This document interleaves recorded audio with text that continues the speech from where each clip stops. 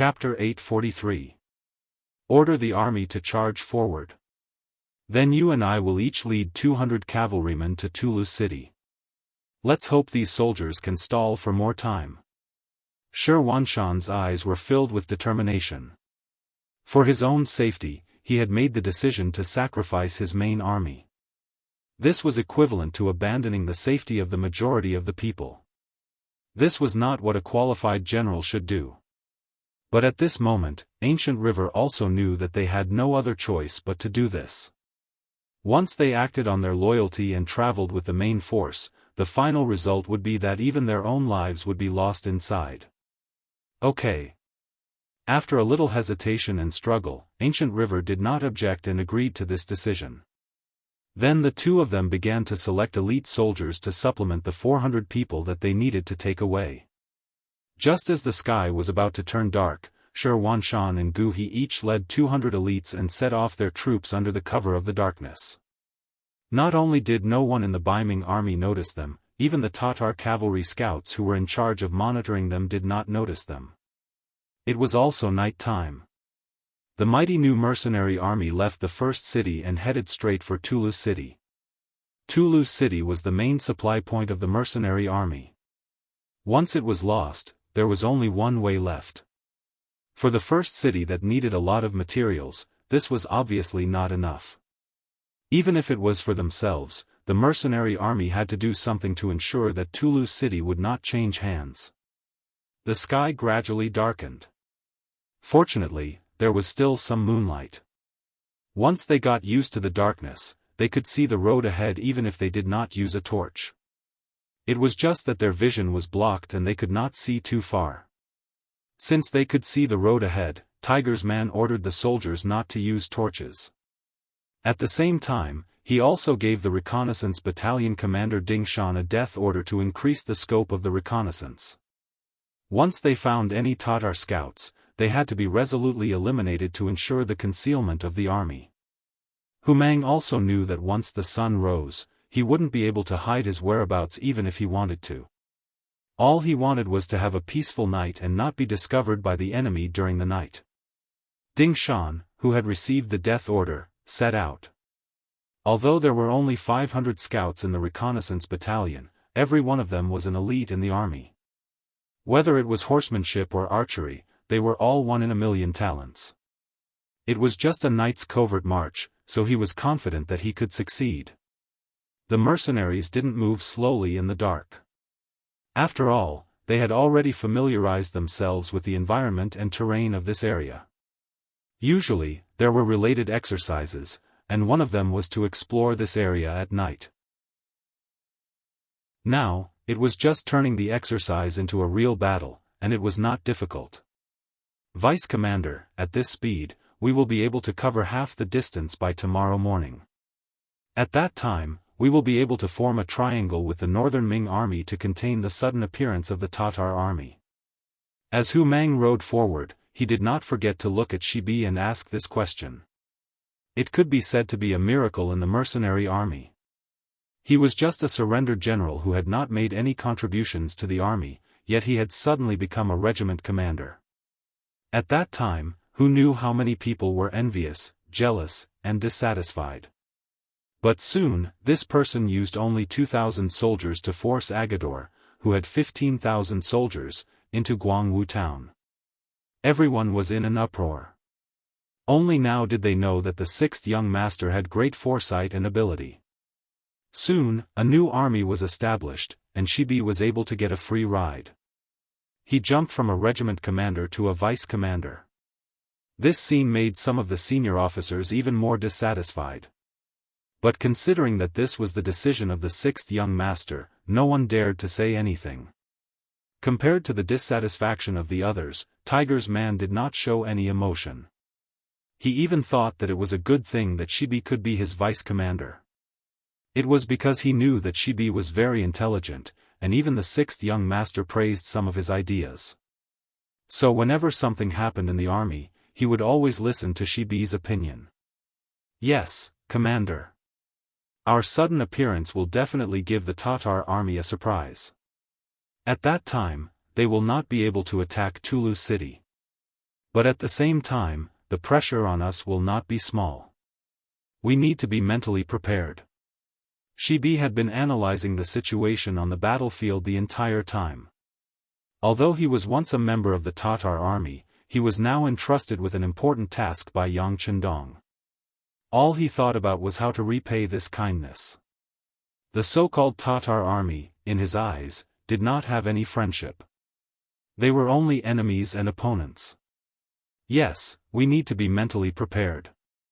But fortunately, we still have 6 battalions of musketeers. As long as we do not take the initiative to attack, whoever wants to attack us will not be able to gain any advantage. Tiger's man nodded. Of course, he knew how much pressure it would be to defend Invincible City against 50,000 enemies by himself. However, he was not afraid. The new army was trained by him. Since the establishment of the army until now, they had undergone more than a month of hard training. Their combat strength had already reached the standard that he had expected. Although they could not be said to be very strong, there should not be any problems if it was just defense. You are right, Army Commander. But the musketeers can only defend against enemies in front. What if enemies appear behind us?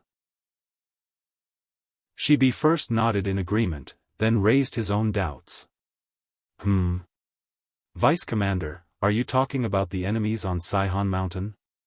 Didn't the scouts report that there are only 2,000 people left on the mountain? What kind of situation have they become? Tiger's man's face showed a trace of confusion and disapproval after hearing this. In his opinion, it was only 2,000 enemies. They would not even dare to go down the mountain. How could they be causing trouble? But no matter what. This is a kind of threat. The 6th young master once said that the best way to deal with threats is to eliminate them and not let them exist between heaven and earth. Shibi's voice carried a hint of persistence at this moment. Since he was appointed as the vice commander, he had to plan for other things while he was in the position. Shibi even knew that the reason why he was promoted so quickly and even reached the rank of senior colonel, surpassing many seniors who had joined the mercenary army before him, was because the 6th young master wanted him to assist Tiger's man and help him fill in the gaps. Since he had already set his position, Shibi naturally knew when to persevere and when he only needed to give some pointers. Just like now, he could not back down.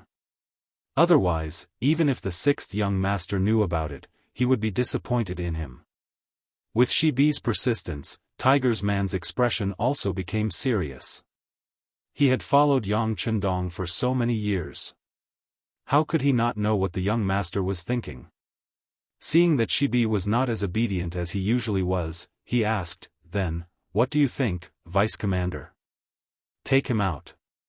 If we do it well, we can even deal a heavy blow to the enemy reinforcements. Although we can't achieve a great victory, every enemy we kill will reduce some of the pressure on us in the future." Shibi immediately revealed his plan. It included a night attack on Saihan, setting a trap, and waiting for the enemy reinforcements to arrive to deal a heavy blow to them, and so on. Tiger's man listened attentively to this battle plan and nodded in agreement from time to time. When Shibi closed his mouth, his heart was filled with a myriad of emotions. The vice commander that the young master assigned to him was truly a talent, a great talent. If they did as he said, it could indeed solve a lot of problems. Seeing that Shibi was so confident, Tiger's man knew that this battle had to be fought.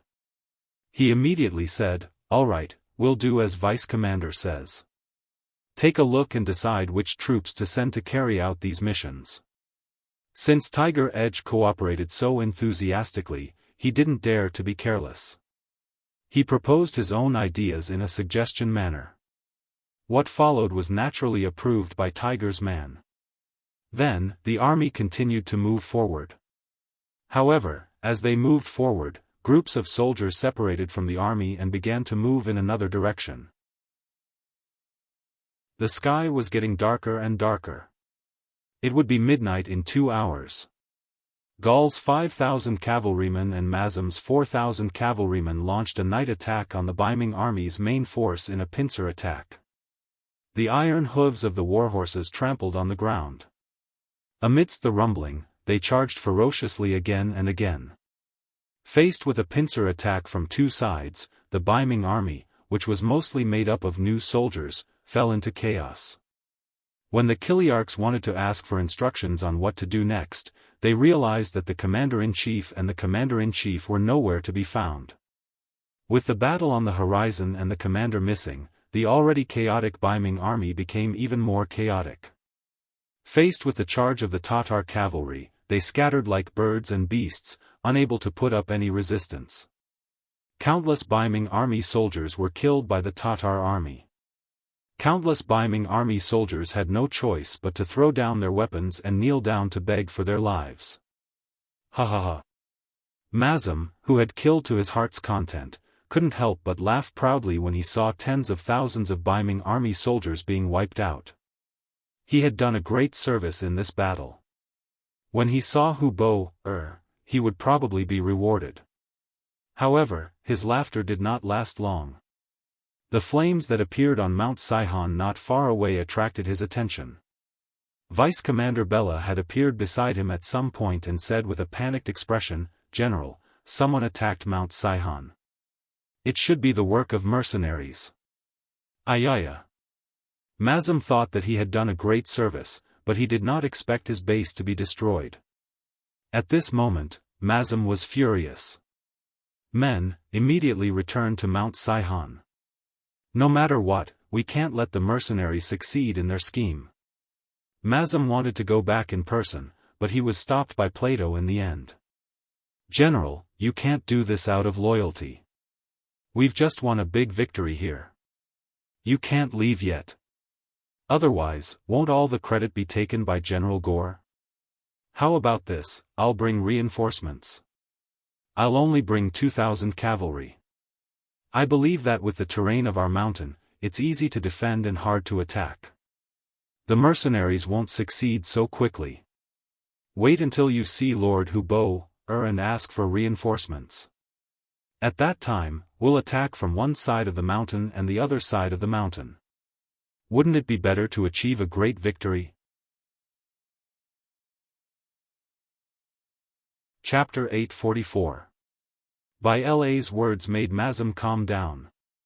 He thought that if he left now, then the great merit of destroying the Baiming army would have nothing to do with him.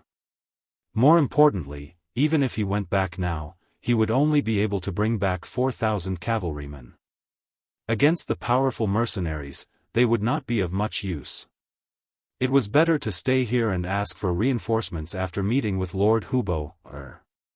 This was the only way to solve the problem. "All right, General, by law, I'll leave everything to you. However, you must be careful."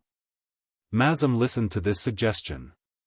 However, he did not know that this parting would be the final parting between him and by law. "Please rest assured, General. Once I return to the mountain, I will defend it to the death and wait for General to bring reinforcements." There was no time to lose. After Baila finished speaking, he ordered 2,000 cavalrymen to quickly return. Saihan Mountain was easy to defend and hard to attack because of its geographical location. This had also made Mazam and Baila extremely confident. All of this had been proven when the Baiming army failed to take it down. However, the mercenaries were not the Baiming army. Attacking a mountain like this was a common part of their training. In addition, they had planned to launch a sneak attack. In addition, they had mobilized 2 battalions of 800 musketeers to assist them. When they launched their attack, the Tatar soldiers guarding the mountain were stunned. In the dark, their vision was limited. They did not know where the mercenaries would come from. If they wanted to see the enemy, they would have to raise their torches. However, if someone did so, it would be equivalent to revealing their position. The mercenaries would teach them a lesson in a matter of minutes. Often, the torches would be lit and extinguished very quickly. After more than 100 Tatar soldiers holding torches were killed, everyone learned their lesson and did not have any intention of revealing their position. Without any light, this created an opportunity for the mercenaries to charge up the mountain. At this moment, there were soldiers who relied on their outstanding mountaineering skills to attack the black stone slope and climb up to the peak of Saihan Mountain. The smoke signal on the mountain had been ignited. It was to inform Ma Jianghu and the others at the foot of the mountain that the situation on the mountain was very critical. If there were no reinforcements, they would not be able to hold on. On the black stone slope halfway up the mountain, Deputy Commander Shibi, who was in charge of commanding this battle, was watching the soldiers launch wave after wave of small attacks. His face was languid, as if he was not treating this battle as a real battle, but more like watching a mock competition. Lu Zhuo, the commander of the recruit division, saw this scene and felt very puzzled. Deputy Commander, why did you only launch a small-scale assault? Our recruit division is fully capable of launching an all-out attack and taking down Mount Saihan in one fell swoop. Don't worry, don't worry. Let's make some people anxious. The slow-paced Silk Bear wasn't in a hurry at all. He just chuckled as he rode on his horse and watched the new recruits launch small attacks in rows or companies. That's right, Commander Lu. This is a good opportunity to train the soldiers through actual combat. Don't miss it. Lu Zhuo didn't know what Shibi was thinking, but he definitely wouldn't let go of such an opportunity to train the soldiers through actual combat. He immediately nodded solemnly and called over a few regimental commanders, instructing them to use this opportunity to train the soldiers. Once they discovered that a soldier was injured, they were to immediately withdraw and replace him with someone else. In any case, the battle wasn't that intense, so they had plenty of opportunities to do these things. Shibi wasn't in a hurry. Naturally, he was waiting for the fish to take the bait. Just as he expected, Bora led 2,000 cavalrymen and headed straight for Mount Saihan. In order to reach his destination at the fastest speed possible, he didn't even wait for news from the scouts this time. He just sent out the scouts as he flew forward. There was a place called the Creek Valley on the only way to Mount Saihan from Tulu City. During the rainy season in summer, this place would converge into a creek. However, it was usually just a ditch and wasn't very big. It was only about 1 meter deep and 3 meters wide. At this moment, there were 4 firearm battalions of the new independent division lying in ambush here. 1,600 gunmen lay prone in the creek valley, aiming their guns. Not far away, the sound of horses galloping on the ground grew closer and closer. 2 cavalry scouts quickly approached. When they were about 30 meters away, they each made a hand gesture and then disappeared to the sides. From the hand gestures, it could be seen that the enemy was already 5 miles away. The sound of horses galloping came from afar and approached. They were less than 2 miles away from the creek valley. With the faint moonlight in the sky, they could faintly see the constantly moving silhouettes in the distance. All the firearm soldiers couldn't help but slow down their breathing and relax their bodies. Bang! A flare that was as bright as day suddenly flickered in the air, instantly illuminating the land as if it was daytime. The 2,000 Tatar reinforcements also entered everyone's sight at this moment. Then, a roar of fire rang out. Under the sound of gunfire, the land that had returned to night was filled with flowing light. Following that, one after another, the Tatar cavalrymen fell from their horses. Occasionally, they would even let out miserable cries. Kill! Right after the sound of gunfire rang out, countless cavalrymen suddenly appeared on both sides of the creek valley. The torches in their hands were lit one after another as they charged towards the location of the 2,000 Tatar reinforcements. After 2 rounds of shooting, the Tatar reinforcements threw down at least 500 corpses. When the gunfire finally stopped, the surrounding torches illuminated their faces. Then, waves of arrows pierced through the air and landed within the army, causing several hundred people to fall from their horses. The 3,700 cavalrymen of the 9 battalions were lying in ambush nearby. Under the lead of Division Commander Xian Honghai, they were like fierce tigers descending from a mountain as they surrounded the already stunned Tatar cavalrymen. There were bullets from afar, bows and arrows from close range, and sharp sabers from close range. Under wave after wave of continuous attacks, the Tatar cavalryman's formation was thrown into chaos. Under the illumination of the firearms, every cavalryman's face revealed a frightened expression. Under the protection of a few personal guards, Baile's face was ghastly pale. At this moment, he knew that he had fallen into a trap. Moreover, from the looks of it, the mercenaries should have been prepared for this and sent a large number of troops. He was impressed by the mercenaries' quick reaction. At the same time, he cursed the uselessness of his own scouts in his heart. The enemy was already right in front of his eyes. Why didn't he receive any news at all? The lack of timely information ultimately led to the defeat of this battle. The 2,000 reinforcements only resisted for less than an hour. All of them, including General Baila, died in battle. In the end, there were only about 500 injured soldiers. Quickly clean up the battlefield. Send a battalion of people to send these injured soldiers back to Qiqian City. At the same time, send someone to inform the deputy commander on the mountain that this is a great victory. They can take down Mount Saihan.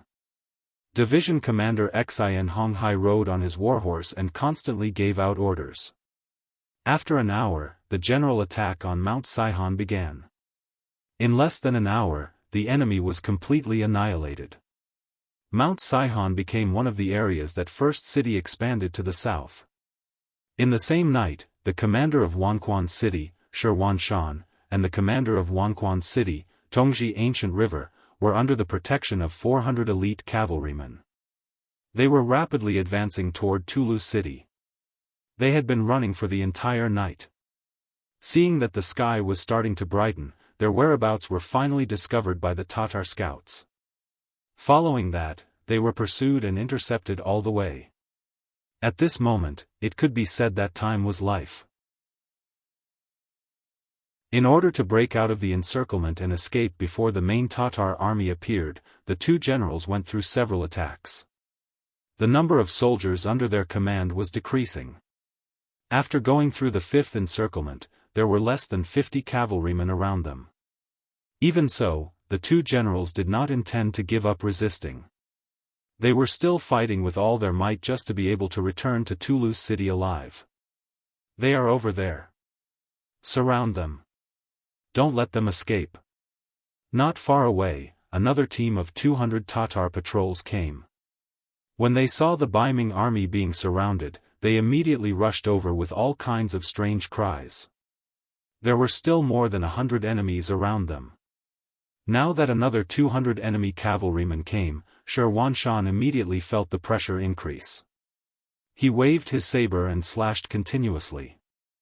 After killing another Tatar cavalryman, he wiped the blood off his face and forced a smile at Ancient River, who was not far away. "Brother Ancient, it seems that we won't be able to escape. If we can't get out, then we'll just die in battle. Killing one is enough. Killing two is a win. At most, we'll be a hero again after 18 years. Ancient River also forced a smile.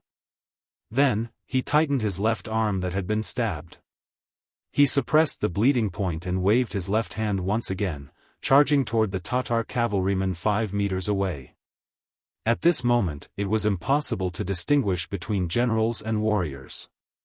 The heavens were very fair. They only gave each person one life.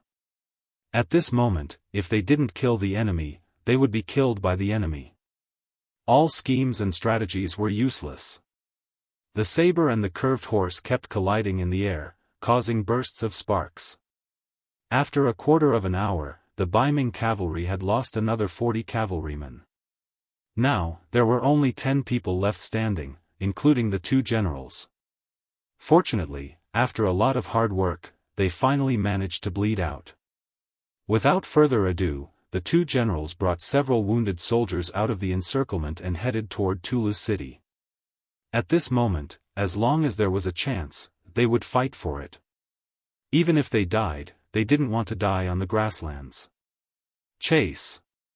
The remaining 200 Tatar cavalrymen saw that the fat meat in their hands was about to fly away. How could they let it go? They all galloped wildly and chased after Xianxia and the others. When the distance between them was less than 100 meters, a volley of arrows would be fired. Often, 1 or 2 Baiming cavalrymen would fall off their horses and die.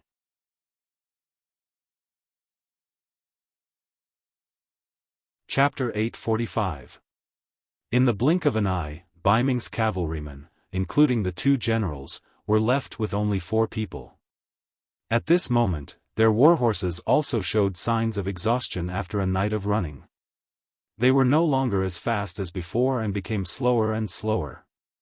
As a result, the relationship between the 2 sides became closer and closer.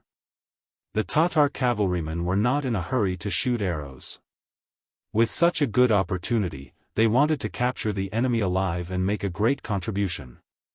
The distance between them grew closer and closer. From 100 meters to 80 meters, 50 meters, 30 meters, 20 meters, when they could even see the enemy's back clearly, a large group of cavalrymen suddenly appeared in front of them. Looking from afar, smoke and dust billowed. Seeing that the pursuers were about to arrive and the road ahead was blocked, Xianxia's face revealed a pained expression. "Is this my death?" Who would have thought that he would lose his life just because he wanted to expand his strength and take down Mount Saihan? Xianxia unconsciously raised the saber in his hand. At this moment, he thought of cutting his own throat. Perhaps this would be a better way to die. Otherwise, if he fell into the hands of the Tatar army, he didn't know what kind of torture he would suffer. "Commander, please wait. It seems to be our own army." Ancient River's eyes were sharp. He saw that the approaching cavalrymen were carrying Baiming's flag and wearing the same battle armor as them. He immediately shouted excitedly. This shout pulled Xianxia back from the brink of death. When he raised his head to look at the source of the shout, there was a glimmer of hope in his eyes. "That's right, it's our cavalrymen. Wenfeng must have come to save us. Quick! Charge over, we'll be safe once we charge over." Sometimes, a person's potential was limitless. After seeing hope, the speed of the warhorses seemed to have increased unknowingly. The distance between the 2 sides was also getting closer and closer. The pursuing Tatar cavalrymen also noticed this. Immediately, they took out the longbows that were originally on their backs and shot a volley of arrows. Gu He's luck was very bad as he was shot once again. His entire body spat out a mouthful of blood as he lay prone on the back of his horse. Fortunately, Baiming's reinforcements arrived at this moment. Ning Wenfeng, who was leading 2,000 cavalry, commanded the cavalry to return arrows to the pursuing Tatar cavalry. At the same time, he ordered people to rescue the injured General Ancient River. Then he looked at Xianxia, who was in a rather sorry state, and asked, "Commander, are you all right?" "I'm fine. I'm not hurt. Let's return to the city as soon as possible." Xianxia let out a soft sigh. He didn't have any energy left in him as he lay down on the horse's back. "Men, change the commander's horse and return to the city." Ning Wenfeng knew very well that this was not the time to reminisce about the past. Ning Wenfeng's arrival saved the lives of the 2 generals. On the way back to Tulu City, they encountered several more interceptions. Every time, he would take the initiative to send his men to meet the enemy. After losing about 500 cavalrymen several times, he finally made it to Tulu City safely. More than 2 hours after Ning Wenfeng and the others returned to the city, the main force of the Tatar cavalry had already been defeated at the foot of the city. They began to set up camp and assumed a posture of attacking the city at any time. At this moment, there were only 2,500 soldiers in Tulu City. It would be very difficult to rely on these men to defend the city. Just as Ning Wenfeng was considering whether or not to abandon the city, a scout reported that a large number of mercenaries had suddenly appeared at the northwest side of the city. They had set up camp at the side of the Tatar army, looking as if they would rush up and take a bite out of the city at any time. "There's such a thing?" Thinking that the mercenaries had arrived quite quickly, Ning Wenfeng immediately climbed up the city gate tower. Sure enough, he saw the 5-starred flag of the mercenaries 5 kilometers away from the city. While sighing at the mercenaries' quick reaction, he also let out a sigh of relief. Now it seemed that defending the city wasn't necessarily impossible. The Tatar army that had originally been prepared to attack the city had no choice but to rearrange their troops out of fear of the mercenaries. This gave Toulouse city a chance to catch its breath. After noon, the Xian mansion's reinforcements arrived after receiving the news. Eunuch Deng Chong led 1,000 old soldiers and 10,000 new recruits. At this moment, there were only 1,000 old soldiers left in the Xian mansion, which was the minimum number they could send. But no matter what, with their arrival, Ning Wenfeng had gained some confidence. He was even more confident in defending Toulouse city. In the Tatar army's tent, Hu Bo listened to the report of last night's battle with a terrifyingly gloomy expression. To be specific, they hadn't suffered any losses. It was true that they had lost Mount Saihan and had lost 4,000 cavalrymen, but they had also wiped out 10,000 of the Baiming army's main force. In other words, they had come out on top. However, Hu Bo's sudden appearance should have been able to catch the Baiming army and the mercenaries off guard. Now, it seemed that while it had some effect, it wasn't enough. In the end, it was all because the mercenaries had interfered. This made Hu Bo even angrier at the mercenaries than at the Baiming army. Mazam, Gore, I'll give you 3,000 cavalrymen to attack the mercenaries. I want to see how strong they are. General Chiga, I'll give you 5,000 infantrymen. Prepare to take down Toulouse city. I want to massacre the city and bury the 4,000 soldiers from last night. Hu Bo furiously gave out 2 orders. Once the order was given, Mazam and the other 2 who were named were about to leave the tent. However, General Mu Ren, who hadn't been named, suddenly stood up. General, you can't do this. With the mercenaries' strength, 6,000 cavalrymen won't be able to break through. If we send them out, we'll suffer even greater losses. Mu Ren had told Hu Bo about the mercenaries' strength on the way here. He had thought that both sides would listen to his advice and be more careful when facing the mercenaries in the future. However, it seemed that they hadn't taken his advice seriously. Do not shake the soldiers' morale. Generals, why aren't you going to do as I say? Hu Bo was clearly furious. He glared at Mu Ren, as if saying that he would kill him if he dared to shake the soldiers' morale.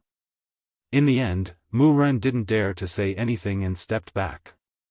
Since the general had given his orders and was angry, the others naturally didn't dare to disobey. 6,000 cavalrymen and 5,000 infantrymen left the camp and charged towards the north and west.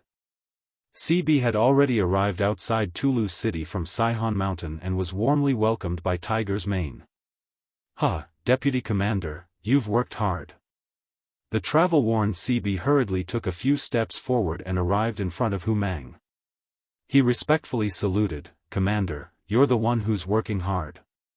I'm just following your orders. Speaking of which, if they won the battle, most of the credit should go to the commander. CB's attitude was very good.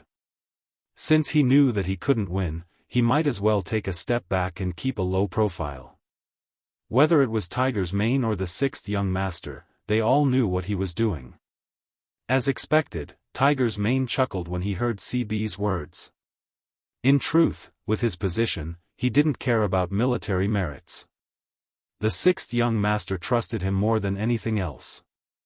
However, CB's actions were also to show his authority, so he naturally wouldn't refuse. In return, he enthusiastically pulled CB's hand and led him to the central tent. The other captains of the other teams followed closely behind him. Previously, it was the battle at Jianghu town. Now, it was the battle at Saihan Mountain. They no longer felt jealous of this newly promoted deputy commander. After all, people would only compare themselves to people of similar strength. However, for someone who was already far ahead of them, it was better to put away such thoughts. The officers of the new army strode into the tent. The moment they entered, they saw a sand table that had been set up at the last minute. It recorded the comparison of the military strength of both sides and the way they were arranged. Tiger's Mane learned this from Yang Chendong. He wasn't the only one who had such a simple sand table in every regiment commander's tent. It was to help them understand the situation on the battlefield better. Everyone followed Tiger's Mane to the sand table. After looking at it, they started to think seriously. About 7 minutes later, he smiled and nodded. The commander's arrangement is already the best. Saying these words proved that he had no other opinions. Tiger's Mane chuckled and said, "Deputy Commander, you must have had a hard journey. Why don't you go back to the tent and have a good rest?" "There's no need. I've already rested on my horse on the way here." CB shook his head and refused. It was true that he had made a military contribution, but this didn't mean that he had any special privileges. Especially in front of Tiger's Mane, he was a junior. "Fine. Since Deputy Commander is concerned about military affairs, then let's discuss how to attack the Tatar army." Tiger's Mane nodded. He was just being polite. Now that the small talk was over, it was time to talk about business. Without waiting for the officers to express their opinions on the current situation, the Scout Battalion Commander Ding Shan had already entered the tent. He saluted Tiger's Mane and said, "Commander, the Tatar army has moved.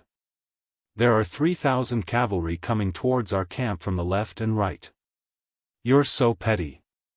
When he heard that there were only 6,000 cavalry coming, Tiger's Mane didn't panic at all. Instead, he was somewhat dissatisfied. It was clear that he felt that the Tatar army didn't send enough cavalry. Hearing this, the other officers also burst into laughter. After laughing, Tiger's Mane put away his casual attitude and his expression became more serious. The sixth young master once said that we have to pay attention to the enemy in terms of tactics and look down on the enemy in terms of strategy. Therefore, even if we have the confidence that we will win, we can't be arrogant and we can't be careless. Yes. When the officers heard that it was the sixth young master's order, they all replied seriously. "Good. Since the enemy is coming, of course we have to beat them back." "Deputy Commander, do you have any thoughts?" Tiger's Mane asked out of respect. "No. We will listen to Commander's orders." Other than that, there was nothing else to say. Last night when they were marching, he had said all his thoughts and Tiger's Mane had also agreed. Now, they just had to follow the plan.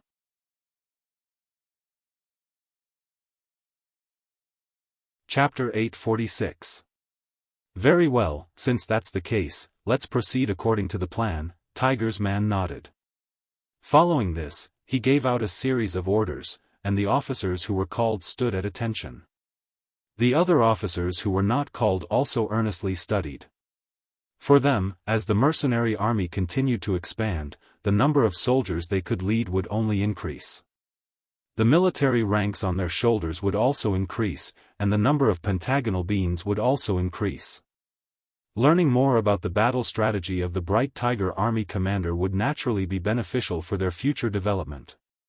On the battlefield, Gaylor and Mazam each led 3,000 cavalrymen towards the mercenary camp.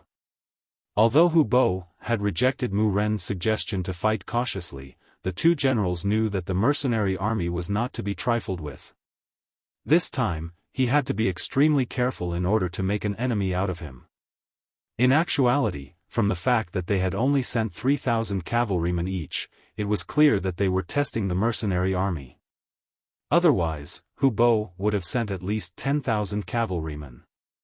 Because it was just a test, the two generals did not charge forward. Instead, they slowly approached, wanting to see how the mercenary army would react to their arrival. Under their watchful eyes, the mercenary camp quickly reacted. Groups of mighty and majestic cavalrymen appeared and walked out of the camp in an endless stream.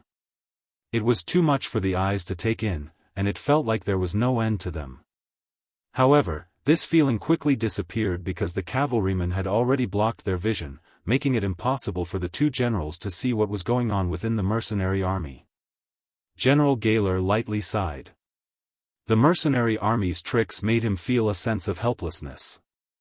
On the other hand, Mazam glared at the mercenary army with a look of hatred. It was because of the mercenary army's shameless sneak attack last night that not only had he lost his base at Mount Saihan, but his assets had also been stolen. Even his deputy general Bora had died. Because of this, he was furious, and he wanted to deal a heavy blow to the mercenary army to take revenge for his brothers and vent his anger. As they advanced, the distance between the two sides became closer and closer. When they were 4 li away, they were already within range of the cavalrymen. However, the mercenary army was still in formation and did not seem to have any intention of charging. Humph. It's just a bluff. Seeing that the mercenaries were not moving at all, neither charging forward nor retreating, Mazam, who was furious, decided to charge forward and try it out. He wanted to see how strong the other party was. Men, attack! Once the order was given, the 3,000 Tatar cavalrymen moved. Their horses galloped and kicked up clouds of dust on the ground as they charged toward the mercenary cavalrymen. When Gore saw that Ma Jianghu had taken the initiative to charge without even greeting anyone, his eyes darkened. At this moment, a deputy general at the side asked, "General, should we also launch an attack together?" "Let's wait and see," Gore said calmly. This was his first time fighting with the mercenaries, and he wanted to learn more about them. The left wing did not move. Only Mazam's army rushed out. However, he did not seem to be afraid. There was only the word, "kill," in his eyes. Although there were quite a number of cavalrymen, there was no fear in his eyes. On the battlefield, one could win against many with a few. Perhaps it would happen to him one day. The Tatar cavalrymen were getting closer and closer. Soon, the distance between them was reduced from 4 li to 2 li. At such a distance, the cavalrymen should charge. Otherwise, there would not be enough space for them to display their speed. Once they collided, they would be at a disadvantage. Everyone understood this logic, but the mercenaries acted as if they didn't. The cavalrymen remained motionless on their horses. It was as if they weren't facing 3,000 enemy cavalrymen who could kill, or 3,000 sheep who posed no threat at all. Kill! Seeing that the distance between them was close to 2 li and was still shrinking, Mazam's eyes flashed with joy. The mercenaries were so arrogant that they did not intend to charge. In this way, the advantage would be in his hands. Once he got close to the enemy cavalry, he would use the momentum to ram them. At that time, his 3,000 cavalrymen would be able to unleash several times their strength. It was not impossible for them to win. Are they crazy? Men, charge with me. On the other side, Gaur saw everything clearly with his eyes. Seeing that the mercenaries were still not moving at such a distance, he was truly shocked. At such a distance, if they did not charge, they would not have a chance to charge. Could it be that the powerful mercenaries were just legends? In reality, they were just infantrymen riding war horses? Unable to understand, Gaur decided not to think about it anymore. After all, facing an enemy cavalry that did not know how to charge, this was a heaven-sent opportunity. He could even imagine how Mazam would go on a killing spree once he joined the mercenary army. And such a great merit could not be claimed by him alone. He was bound to take a share of the pie. Gaur also moved. The 3,000 cavalrymen charged, but they were only 2 li late. The moment he led his troops to charge, Lujua, who was standing in the front row of the mercenaries, smiled. With a smile, he suddenly ordered the army to move to the left and right, leaving the center. Although he was leading recruits, there was no problem in following orders. Immediately, the army began to retreat to the left and right. As they left, the 6 brigades of musketeers behind them were exposed. Beside the musketeers was the independent division commander Xin Honghai on horseback. Seeing that his field of vision had become very wide, his originally raised saber also dropped. He shouted, "Fire!" At the front of the battlefield, Mazam was already less than a li away from the mercenaries. He could even see the pale and frightened faces of the mercenaries. At this moment, his heart was extremely carefree. He urged his horse to speed up. His saber could not help but taste blood. Right at this time, the situation on the battlefield suddenly changed. Those frightened mercenaries separated to the sides, revealing the 3,000 mercenaries behind them. Following a loud roar, several thousand bullets flew through the air, passing through the air and arriving in front of them. The distance of 1 li, 500 meters, was completely within the range of the Type 81 assault rifles. Under the explosive sounds of gunfire, bullets flew out from the barrel like meteors flying through the sky. They drilled into the bodies of the Tatar cavalrymen who were brandishing their sabers, drawing out waves of blood. Mazam, who was charging at the very front, did not avoid this rain of bullets either. One of the bullets landed on his chest. The instant that fatal bullet entered his body, Mazam, who was still shouting and charging forward, was stunned. His saber dropped, and his entire body slid down the back of his horse like a boneless viper. Then, he fell from the horse, landing on the ground, bringing with him waves of dust. Even when he died, his body still charged towards the mercenaries' camp, showing his determination to avenge his humiliation with blood. The general died on the battlefield. The omnipresent bullets ran amok among the armored cavalry. One after another, the Tatar cavalrymen were shot and fell off their horses. One after another, the Tatar cavalrymen lost their lives while still shouting to charge. All of this happened too fast, so fast that many people could not react in time. As the cavalrymen at the very front fell off their horses and died one by one, the Tatar cavalrymen behind them finally felt fear. They did not even have the chance to fight with the enemy and were about to be shot to death. No one wanted to see this kind of scene, and no one was willing to encounter it. Quick, quick, retreat, retreat. They knew that rushing forward would only lead to their own deaths. More and more Tatar cavalrymen reined in their horses, turned their horses around, and began to run back the way they came. There were some brave warriors among these Tatar cavalrymen. They were not as afraid of death as ordinary people, but this kind of unequal slaughter, this kind of aggrieved death, was definitely not what they wanted in their hearts. So at this moment, they would rather be a coward and turn around to escape than to show their courage and charge forward half a step.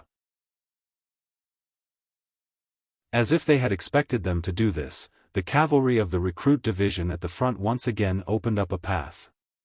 The head of the light cavalry regiment, Ma Xianxia, shouted, "Comrades, charge with me." The light cavalry regiment moved. The biggest change in the new army was that they had a heavy cavalry regiment and a light cavalry regiment. Like the name, heavy cavalry was a full-body armor, and focused on the art of opening and closing. They were like a flood of steel rushing into the enemy formation to kill the enemy. The light cavalry was a light military uniform, focused on flexibility and speed. They did not have much other equipment on them except for the necessary sabers and crossbows. What they wanted was to use the lightest equipment to chase down the enemy cavalry with the fastest speed. When the light cavalry regiment moved, it represented the start of the chase. After Ma Xianxia's shout, countless light cavalry flew out like arrows, heading straight into the distance. As they galloped, the crossbows in their hands were not idle. Arrow after arrow shot out into the air, chasing and killing the defeated enemy cavalry at the same time. The sudden sound of the muskets and the sudden attack of the light cavalry made Gao Er's 3,000 cavalrymen suffer. They originally thought that when they were 1 li away, the cavalrymen would be able to display their strongest fighting strength. They never thought that there would be so many dangers behind the mercenary cavalrymen. Time after time, they had to move aside, giving them different experiences. First, he was struck dumb by the muskets. By the time he managed to turn his horse around in time, the enemy cavalry behind him quickly caught up with him. When the arrows got close to him, he could only watch as the soldiers he brought with him were shot by the arrows and fell to the ground. His heart was bleeding, but there was nothing he could do.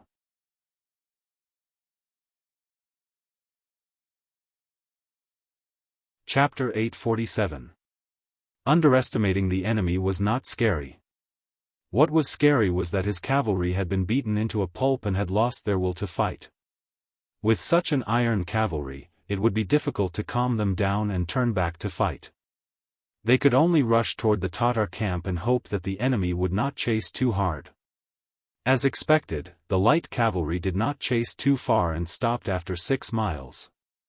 Ahead of them was the Tatar camp, and the enemy could send their cavalry to counterattack at any moment. Although they were light cavalry and were not afraid of being caught, there was no point in fighting.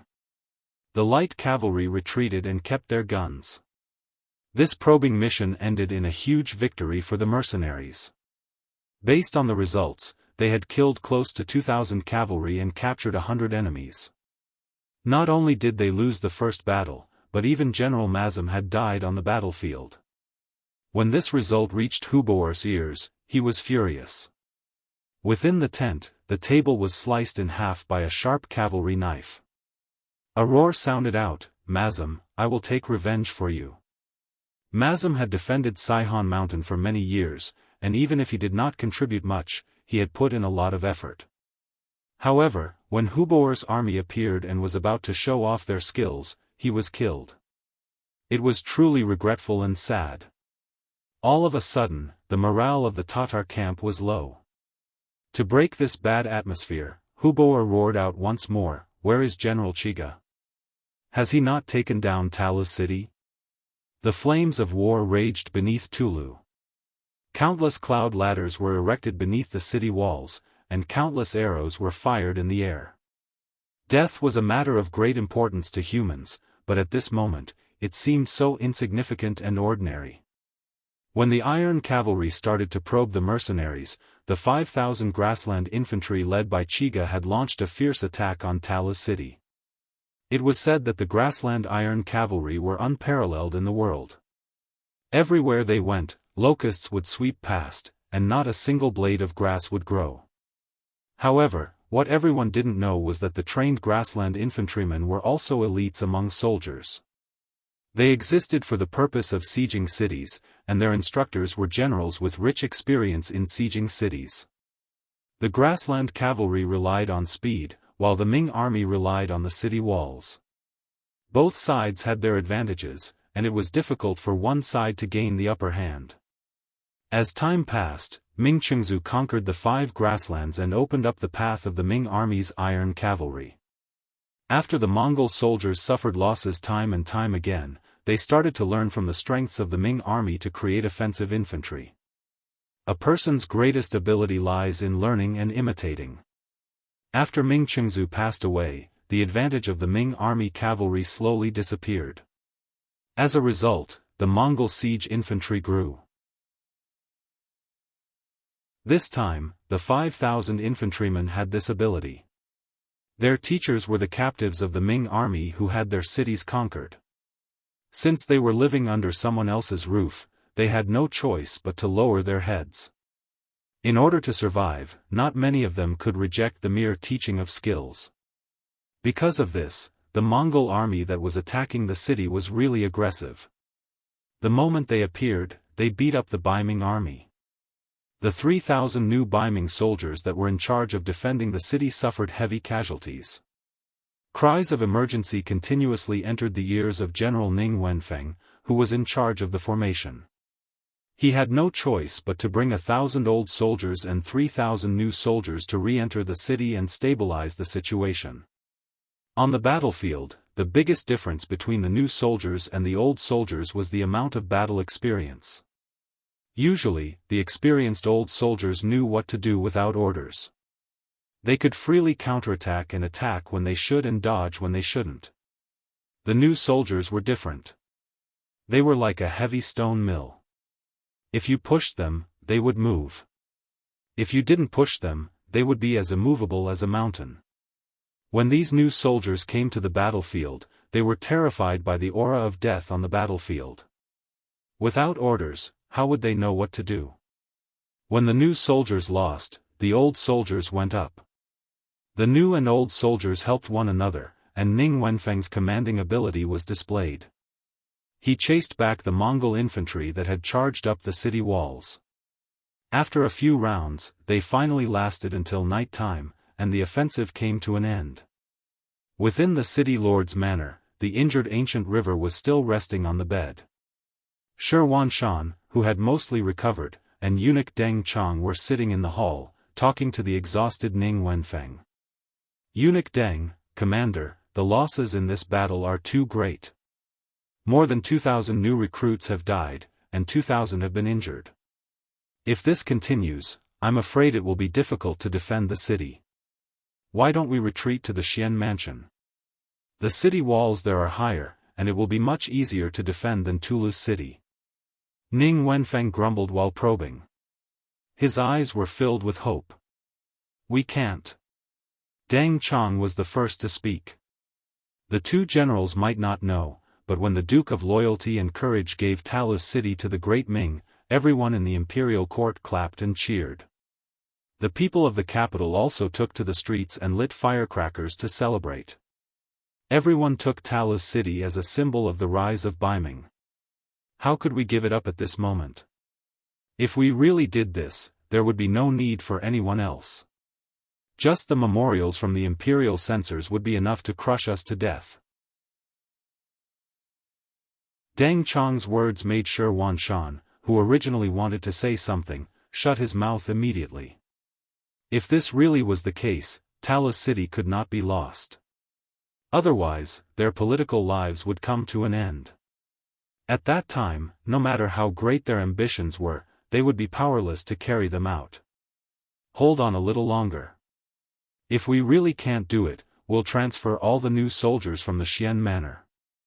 As long as we take the stance of defending to the death, no matter how fierce the Tatar army is, they will know the difficulties and retreat. Shi Wanshan thought that there was still a strong mercenary army outside the city, and his heart was a lot more comforted. Ning Wenfeng was just probing, and since there was no other way, he didn't consider it. As for transferring soldiers from the Xian manor, after a moment of hesitation, he said, perhaps this is the only way. Otherwise, the 2,000-some veterans and 5,000 new soldiers in the city won't be able to last for very long. Fine, then we'll transfer soldiers from the Xian manor. First, we'll transfer 500 veterans and 10,000 new soldiers. Deng Chong finally made the decision. At this point, there were only 500 veterans and 10,000 new soldiers left in the Xian manor. This would be their final strength. They had exerted great strength, suffered great losses, and gained nothing in the end. They still had to bitterly defend Tulu's city, to the extent that they had almost used up all the veterans. It had to be said that this time, they had really made a loss. This result left Shi Wanshan and the other two speechless for a long time. They didn't even seem to have the mood to talk. In comparison, the atmosphere in the Tatar army camp was much better than it was in the afternoon. Chiga had already reported the casualties. During the attack during the day, more than 1,000 soldiers had died and more than 1,000 were injured. They only needed to rest for a night, and more than half of them could still participate the next day. In comparison, Baiming's defenders had suffered more than 4,000 casualties, which was twice the number of their own side. Everyone knew that during a siege, the attacking side would often be at a disadvantage. Generally speaking, to siege a city, one had to have at least 3 times the strength of the enemy. This time, the results were the exact opposite. The losses of the defenders were more than double that of the attackers. Even if they didn't take down the city, it was still a great victory. Hu Bo's expression was much better, and he encouraged Chiga. He said that they would continue to attack the city tomorrow and try to take down Tulu's city, as well as find a place for the army to settle down. Chiga naturally nodded towards his words. Compared to ordering the Baiming army to continue attacking, Hu Bo's attitude towards the mercenaries was something that Hu Bo could not grasp. Today's battle had given him a deeper understanding of the strength of the mercenaries. While he regretted not listening to Mu Ren's advice, he also decided to listen to his advice, which was to defend and not go out. They would wait until they took down Talos City and found a place to settle down before slowly making their next move. However, in order to prevent what happened during the day from happening again, Hu Bo called over another general, Hu Lin, and told him to prevent the mercenaries from sneaking into the camp before going to sleep. The truth proved that Hu Bo's worries were unnecessary. The mercenaries who had won during the day were sleeping peacefully in their own rooms. To them, the battle during the day was unavoidable, and it was a test between both sides. Even if it did not happen today, it would happen tomorrow. Once the test was over and they knew that they were not to be messed with, the Tatar army would be much more obedient. That way, the mercenaries would be able to sleep peacefully. Of course, there were still soldiers on duty at night. It was better to be safe than sorry. As the sun rose, a new day arrived, and Tiger's Man held a meeting. The various divisions and regiment commanders all came out to request for battle. In response, Tiger's Man did not say anything, and he only laughed at the vice-commander beside him. Shibi also smiled and said, "Today, the army will rest and clean up the camp. If there is time, the various divisions and regiments can train on their own. They would not initiate an attack." This was the result of the discussion between Tiger's Man and Shibi last night. Now was not the time to fight one-on-one, and it was either you die or I die. Since there were three sides, if it was possible, it would be much better to just sit back and watch the Tigers fight. Sitting back and watching the Baiming army and the Tatar army wear each other down, what was wrong with that? Shibi's words represented the intentions of the new army, and the other regiments and regiment commanders all left angrily and did their own things. Tiger's Man also informed the sixth young master of his and Shibi's decision, and they just sat back and watched the situation unfold. In the Tatar army camp, the scouts spread out for 8 miles and only stopped when they saw that they were about to reach the mercenary camp. Then, they attacked Tulu city with all their strength, as if they would not stop until they had taken down the city. In response, the Baiming army chose to defend the city with all their strength. Commander Shi Wanshan personally went up to the city tower and took the place of Commander Ning Wenfeng to defend the city, blocking the Tatar army's fierce attacks on the city again and again. In just one day, both sides had suffered considerable losses. Fortunately, on that night, 500 veterans and 10,000 new soldiers came to help, temporarily stabilizing the situation. Otherwise, it would have been extremely difficult to defend the city the next day. In the beginning city, Yang Chendong only glanced at the telegram sent by Tiger's Man and put it aside. The new army had Tiger's Man, who had gradually calmed down, and was led by Shibi, so he did not have to worry about anything. His gaze was more focused on the construction of the beginning city, and he made some very constructive suggestions.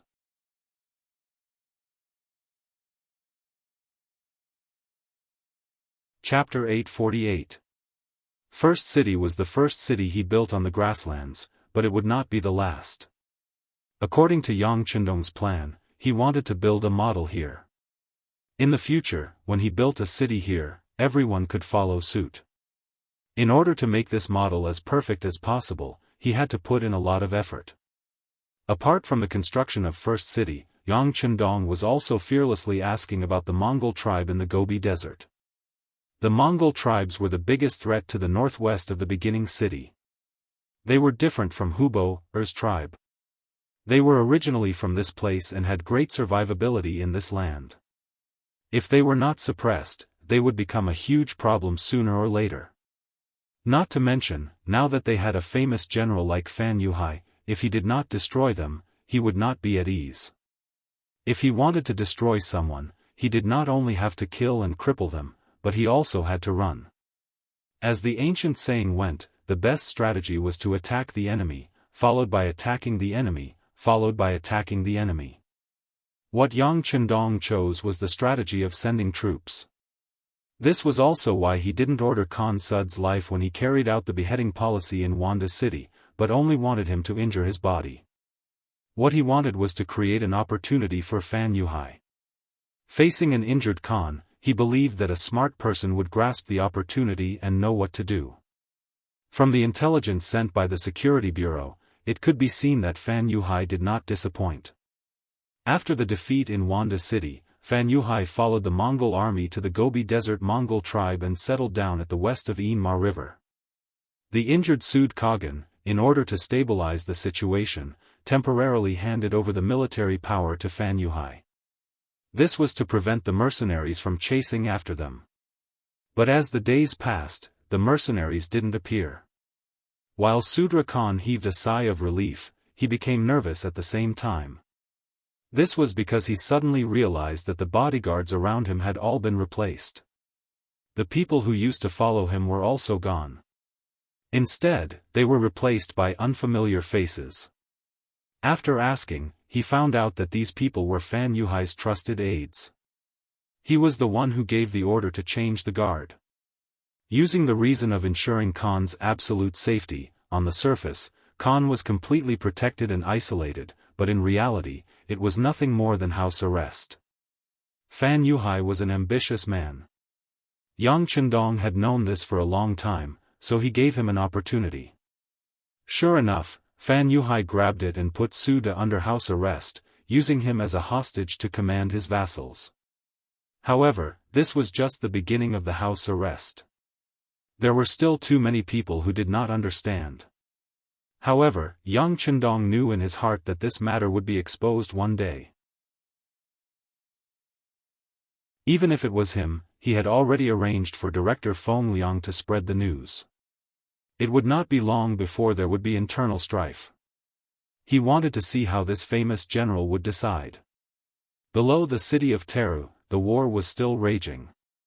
After suffering a loss in the first battle, the Tatar army and the new mercenary army seemed to have reached some kind of tacit understanding.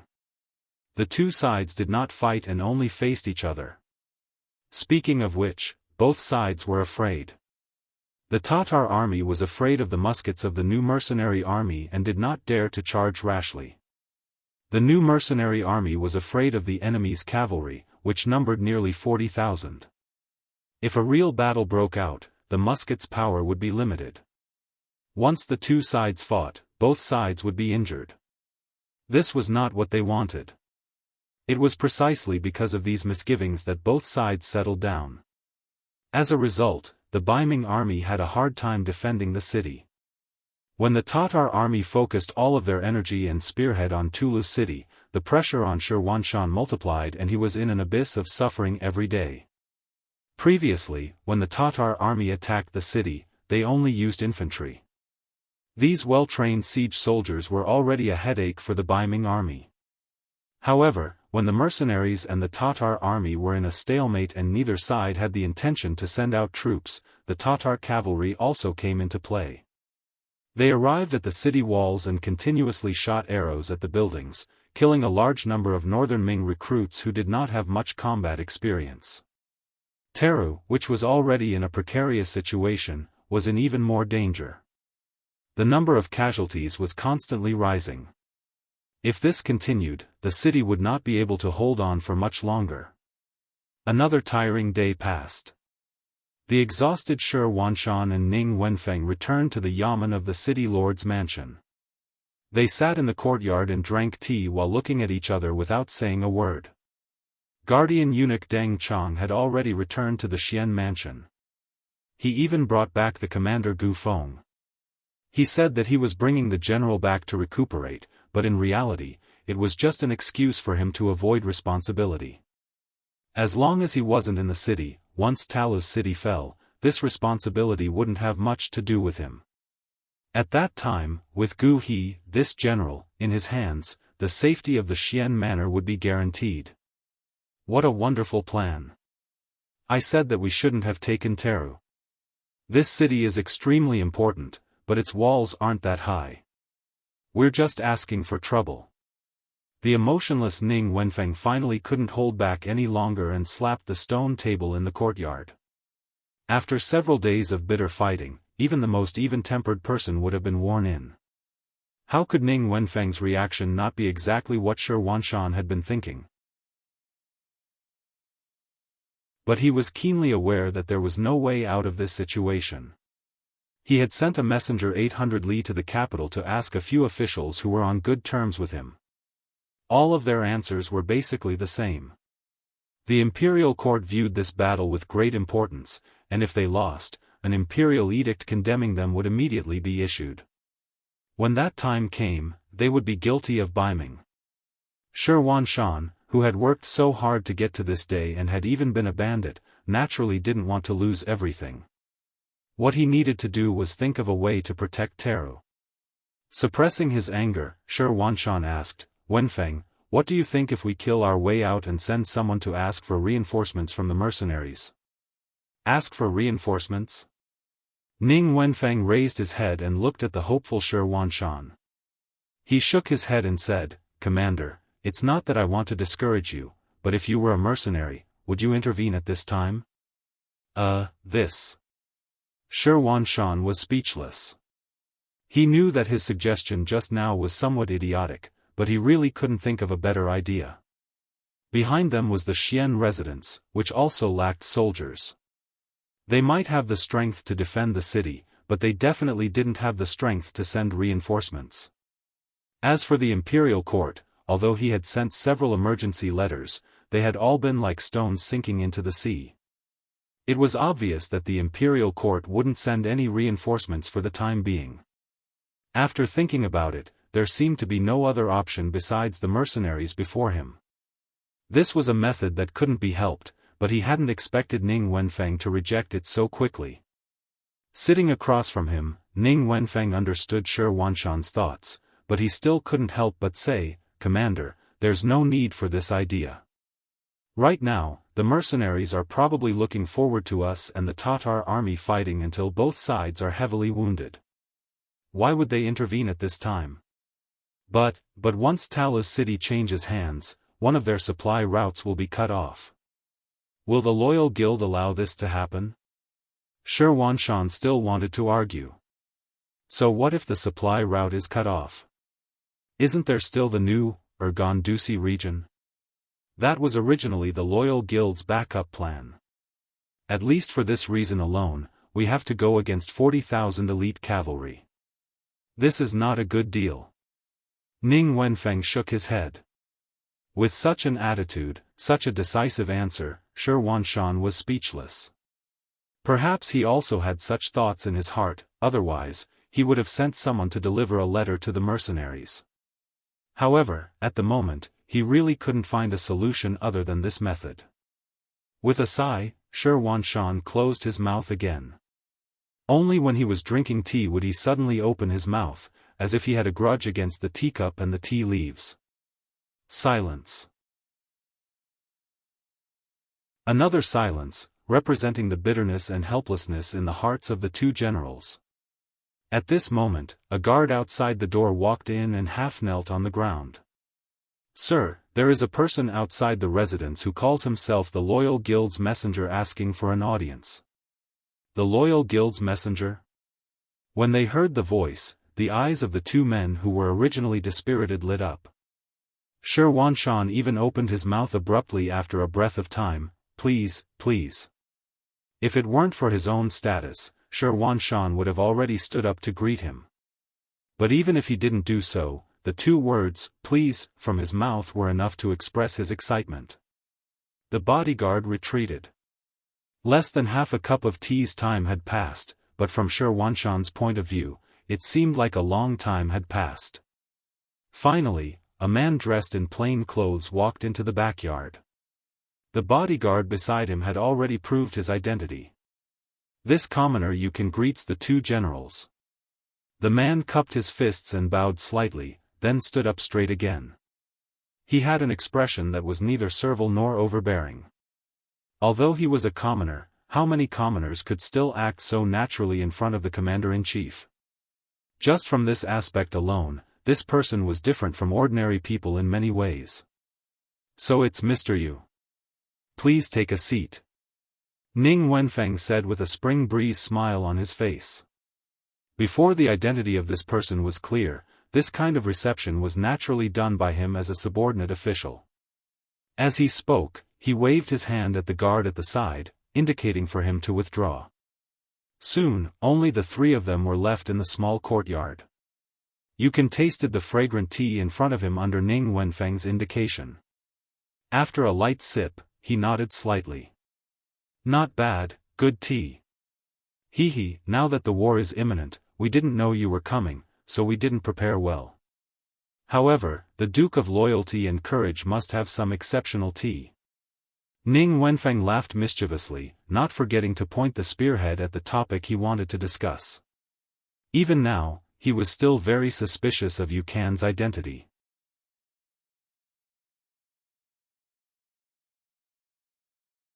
Chapter 849. Talos City had long been sealed off. Even the Tatar cavalry couldn't charge in. How did this person appear here? It would be understandable if he was already in the city, but how did he get the latest instructions from the Duke of Loyalty? Could it be that Hai Dongqing had sent the message? But he didn't see any birds enter the city. How could he send the message? Both Ning Wenfeng and Shi Wanshan didn't know that there was a telegram in the world. Two people didn't need to meet at all. They could communicate with each other without being affected by distance. Naturally, Yuan had no obligation to tell them all this. He could even think of their doubts, but his duty wasn't to explain these things. He was just passing on a message. Yuan, the leader of the security bureau stationed in Talos City, was usually responsible for collecting information in the city and forwarding it to Director Feng Liang in First City on time. They thought that he would always be a dark worker, but today's telegram forced him to reveal his identity. The sixth young master had personally called and asked him to pass on a message to the city lord's office. They didn't dare disobey the sixth young master's orders. Thus, Yuan came, and he even appeared here openly. He knew that perhaps this was the only way to dispel the two generals' worries and complete the matter. Ning Wenfeng's words were clearly probing, but Yuan still replied with a chuckle, "What good tea does the Duke of Loyalty have? I didn't have the chance to drink it. But if you suspect my identity because of this, you can arrest me as a liar." Such a straightforward answer immediately caused Ning Wenfeng to reveal a trace of awkwardness on his face. He didn't know how to respond. After all, there was no benefit in pretending to be someone from the Duke of Loyalty at this time. Shi Wanshan, who had been impatient for a long time, saw that the conversation was about to reach an impasse. He finally said, "Mr. You said that you came on the orders of the Duke of Loyalty. Do you have anything to say to me?" "Commander, I came on the orders of the Duke of Loyalty. I do have something to tell you. According to the Duke of Loyalty, if Talos City can't be defended, there's no need to defend it anymore. We can just retreat to Xuanfu City. At that time, we can accumulate strength to defend it." Yuan was only halfway through his sentence when Ning Wenfeng interrupted him. "How can Talos City not be able to defend itself? Furthermore, we are paid by the Imperial Court. Now that the Imperial Court has not issued a decree, how can we leave our posts without permission? Mr. Yu, do you know that your words just now are already a crime?" One couldn't blame Ning Wenfeng for being angry. Yang Qindong might not care too much about the loss of Talos City, but as the general of the city's defense, he had a huge responsibility. If he did not handle it well, his reputation would be ruined. It was even possible that he would be imprisoned and beheaded. How could he not be anxious when it involved his own life? After Ning Wenfeng said this, Yuan closed his mouth. He first shook his head, then tasted the tea. He was not frightened by the other party's words. Yuan's calmness landed in the eyes of Shi Wanshan, who was standing beside him. His eyes could not help but light up. This person was so calm. Either he had something to rely on, or he had already disregarded life and death. Regardless, he believed that no one would come here to throw their lives away. He immediately suppressed Ning Wenfeng, who was about to explode, and smiled at Yuan. "Mr. Yu, you must have something else to say." This commander is willing to listen with respectful attention. Since Shi Huanshan had spoken in this manner, Ning Wenfeng could only forcefully suppress the anger in his heart. After which, he viciously stared at Yuan. He wanted to see what this person was going to say next. If he continued to spout nonsense, he would not care if the other party was truly a loyal person. He would take him down first. Yuan slowly put down his teacup. He looked at Shi Huanshan and said word by word, "The Duke of Loyalty said that Talis City can be abandoned, but Xuanfu City cannot be abandoned. As long as the commander defends Xuanfu and does not let the Tatar army take a single step forward, Talis City will return to the general's hands in 1 or 2 months at most." Oh! Shi Huanshan was stunned. He already knew there was more to it, but he didn't expect it to be like this. As his thoughts spun, he seemed to have thought of something. Is the Duke of Loyalty going to take action against the Tatar cavalry? What? Didn't the Duke of Loyalty send out troops a long time ago? Yuan replied with a smile. Yes, he did send out troops, but he didn't just put on a show. Ning Wenfeng finally had a chance to interject. He didn't know why, but the calmer Yuan was, the more he found him to be an eyesore. He came to his territory, and his little life was in his hands, yet he could still be as steady as Mount Tai. It was truly infuriating. Yuan seemed to be used to Ning Wenfeng's provocation. He didn't answer his question, but continued to speak with a calm expression. I came here on behalf of the Duke of Loyalty to deliver a message. As for whether you believe it or not, that's my problem. Of course, you can also capture me, or even torture me. I can't guarantee whether or not I can keep the secret in my heart. But in this way, it will delay the 2 generals' time to make a choice. You 2 can choose for yourselves. After laying everything out in the open, Yuan didn't say anything. He lowered his head and continued to drink his tea, like a thirsty person looking at sweet dew. His actions showed that he had completely disregarded life and death. Often, people like this didn't bow their heads easily. Even if they were captured and tortured, there wouldn't be a result in a short time. And it just so happened that Shi Huanshan didn't have much time left. If he made a single mistake, he wouldn't have the chance to turn things around. Mr. Yu, do you have any keepsake to prove your identity? Shi Huanshan still didn't give up. No. Yuan answered very straightforwardly. Then he added, Tulu City has already been sealed. Where would I get a keepsake? Without a keepsake, where did you get the news? Ning Wenfeng interrupted again, feeling that he had caught the other party's loophole. You don't have to worry about this. In short, I'm telling the truth. Whether you believe me or not, you 2 generals can consider it yourselves. Yuan definitely wouldn't tell them about the telegram. This was still a secret to the other forces. Of course, the longer it was hidden, the more advantageous it would be. The stubborn Yuan immediately made Ning Wenfeng give birth to a kind of feeling of not knowing where to cut.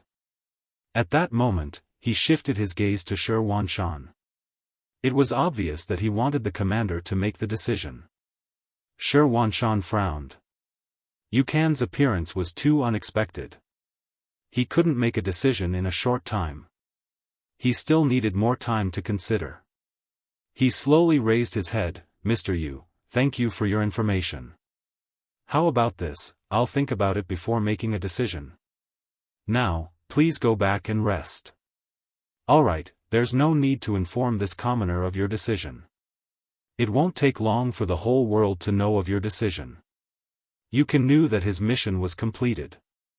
There was no point in staying any longer. He stood up, nodded to the 2 generals, and turned to leave. Outside the door, when the bodyguard escorted Yuan out, he saw the signal in Shi Huanshan's eyes.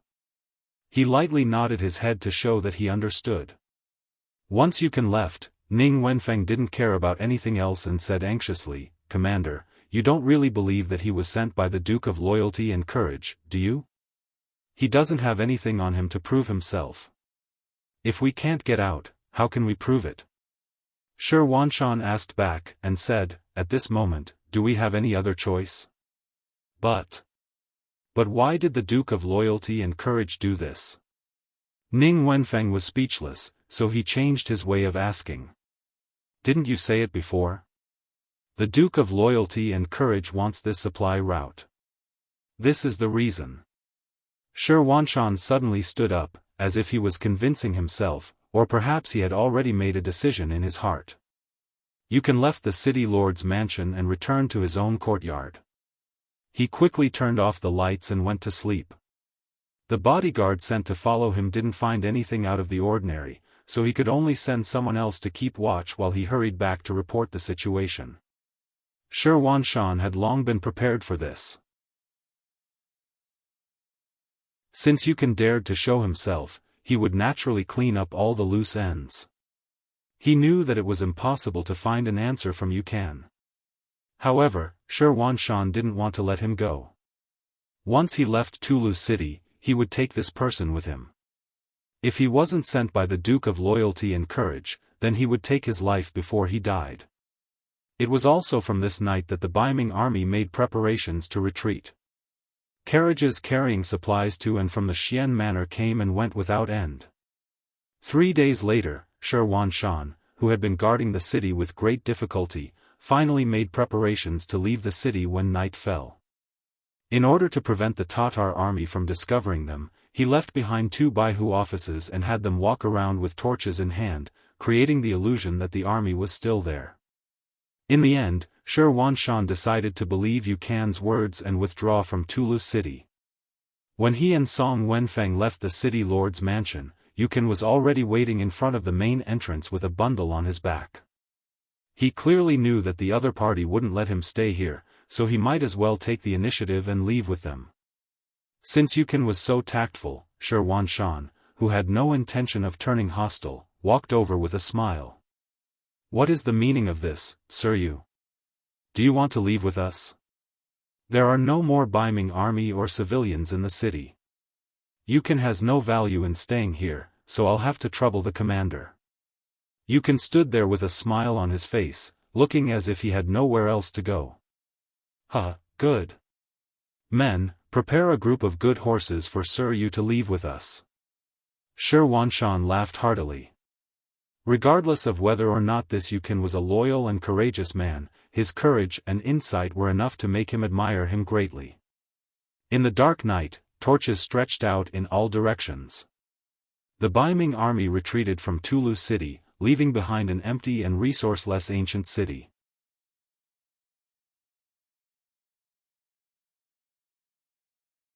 Chapter 850. The next day, when the sun rose, the 200 Baiming army quickly left. After breakfast, the Tatar army continued to attack the city. Only then did they discover that there was no resistance and they were able to easily enter the city. News of the Baiming army's departure quickly reached Hu Bo's ears. Baiming army has retreated. Good news. Let's enter the city.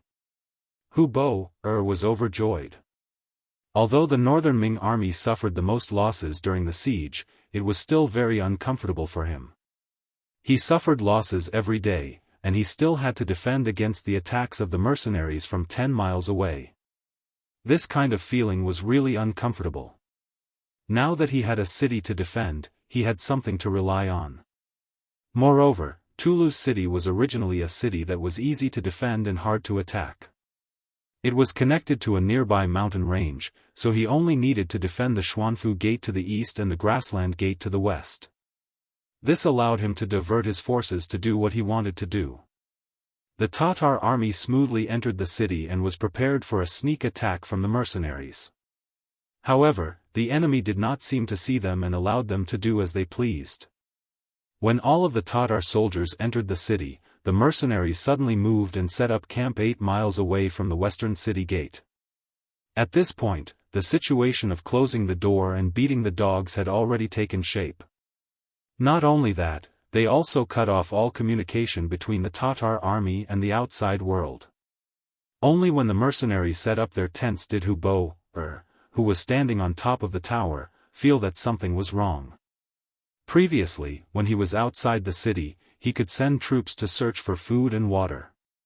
However, now that he was in the city, he had a place to stay, but everything else seemed to be a problem.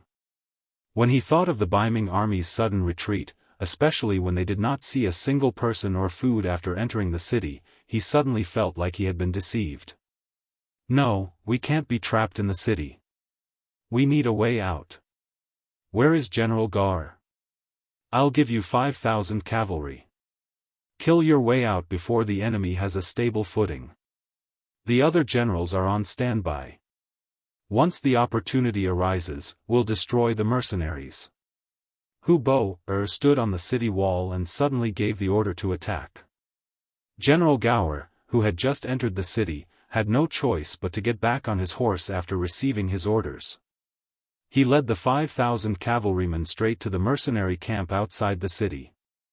In the new army's barracks, as soon as the west gate of Tulu city opened, the scout immediately reported to Tiger's Mane. Commander Hu laughed and looked at Deputy Commander Shibi. The enemy is here to die. Huh, that's right. Shibi also laughed loudly. Although he used to be a member of the Tatar army, he was just a pawn that could be sacrificed at any time. Now that he had received Yang Chundong's great kindness, he saw himself as a member of the mercenary army. When it was time to be ruthless, he would definitely not be careless. Outside Tulu, General Gar led 5,000 cavalrymen and rushed over with great momentum, but what awaited them was still a new division of recruits. In the previous battle, they didn't do anything. They only stood at the front as human shields. According to their commander, Hu Mang, the new army should first train their courage so that they wouldn't be weak in the knees when they went on the battlefield to kill. Reality had already proven that many of the new soldiers showed expressions of fear when facing the charge of the Tatar cavalry last time. Even though they knew they had the support of the army behind them, they still couldn't help but be afraid. Fortunately, no one wet their pants in fear, so they passed the test. Now, another test was about to begin. With the experience from last time, it could be seen that the quality of the new soldiers had improved quite a bit. At the very least, the fear on their faces had lessened a lot. Many of the new soldiers even showed signs of eagerness to fight. Gore, who was charging forward, saw that the mercenaries were still using the same trick as the last time. For some reason, his heart started to pound as he rode on his horse. He had a premonition that he wouldn't be able to gain any benefits this time. But when he thought about how General Hu Bo was looking at him from the city wall tower behind him, he couldn't turn back. He could only lead the army forward. But in the process of charging, he intentionally slowed down and stayed at the back. Last time, General Mazam had been killed by a musket. With this experience, he wouldn't be so easily fooled. Gar's premonition was very accurate. When the Tatar cavalry was 1 li away from the mercenaries, the new division's cavalry once again retreated to the sides, revealing the musket-wielding soldiers of the 6th Battalion behind them. Then, the sound of gunfire rang out. One after another, the charging Tatar cavalry were shot off their horses. The smell of blood had already filled the air before the two sides had even come into contact. This scene greatly slowed the charging Tatar cavalry. Kill! Ma Xiongxian, the commander of the light cavalry regiment, shouted again. A regiment of 2,000 light cavalry poured out in full force, heading straight for the Tatar army that had already been frightened by the muskets. Retreat! Gar, who was already at the rear, hurriedly shouted when he saw the same scene. He quickly reined in his horse and turned around, leading the army to retreat in a sorry state. In this battle, they had lost around 600 cavalry and had killed 0 enemies. On the tower of Talis city, Hu Bo saw everything with his eyes. He angrily turned around and left without saying a word. He couldn't blame Gar. He had listened to his orders and left the city. But falling down in the same place twice in a row wasn't a good feeling. It was as if he had swallowed a fly, causing him to burn with anger. Hu Bo couldn't vent his anger after occupying a dead city, so he ordered General Chiga to take his men out of East Gate Xian City. He wanted to continue the attack. Didn't the mercenaries want to cut off his supplies? Alright then, I won't walk past you. I'll head towards the hinterland of northern Ming. After several days of siege, the Baiming army had suffered heavy losses. Chiga's infantry had also been wiped out. Of the original 10,000 infantry, only 2,000 were left. They couldn't take down a city like Xian City with just them. After receiving the order, he could only tell Hu Bo the whole story. Afterwards, he gained the authority to command 10,000 cavalry and confidently left the city. However, what Qi Gu did not know was that within the Xian mansion, Shi Wanshan had already set up his stance. Relying on the sturdiness of the city walls and the fact that he had joined up with the troops guarding the Xian mansion, he was confident that he would not allow the Tatar army to take advantage of him.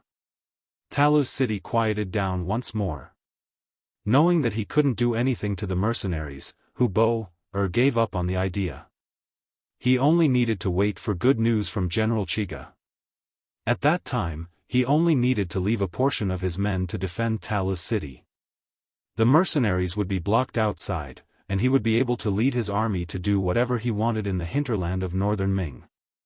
The mercenaries below the city tower were as calm as ever. The soldiers woke up on time and went out for exercises.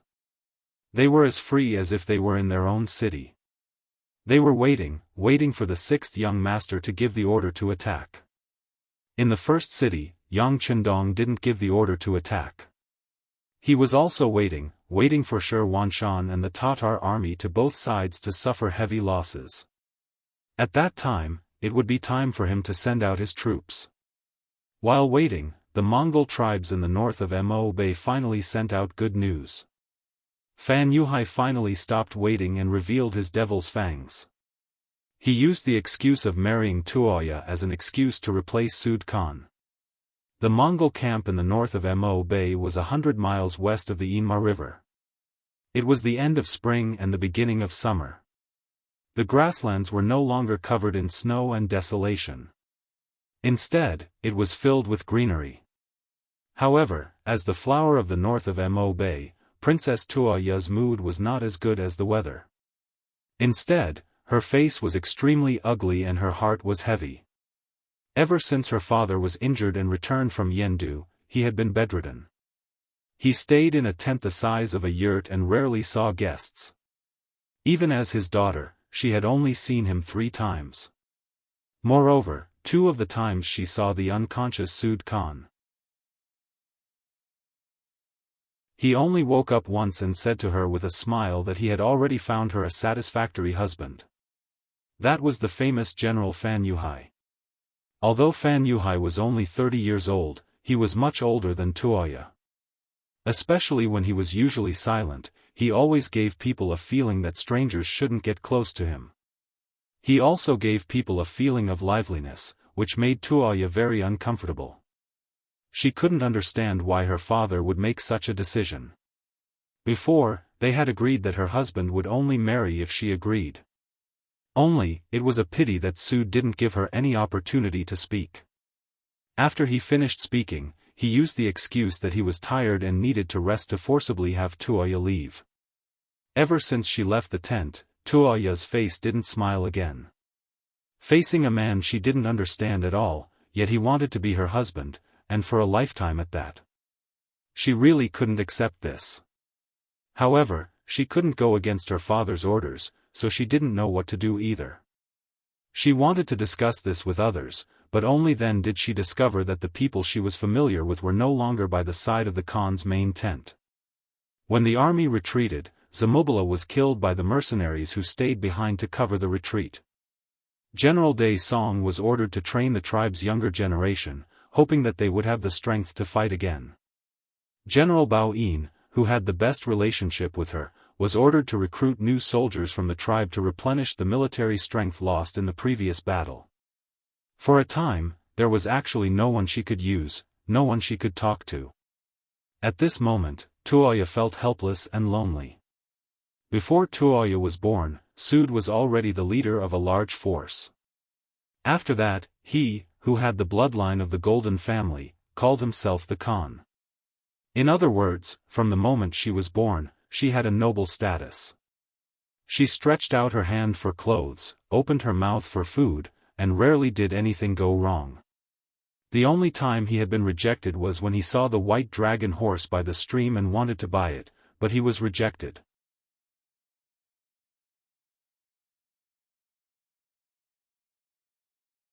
Chapter 851.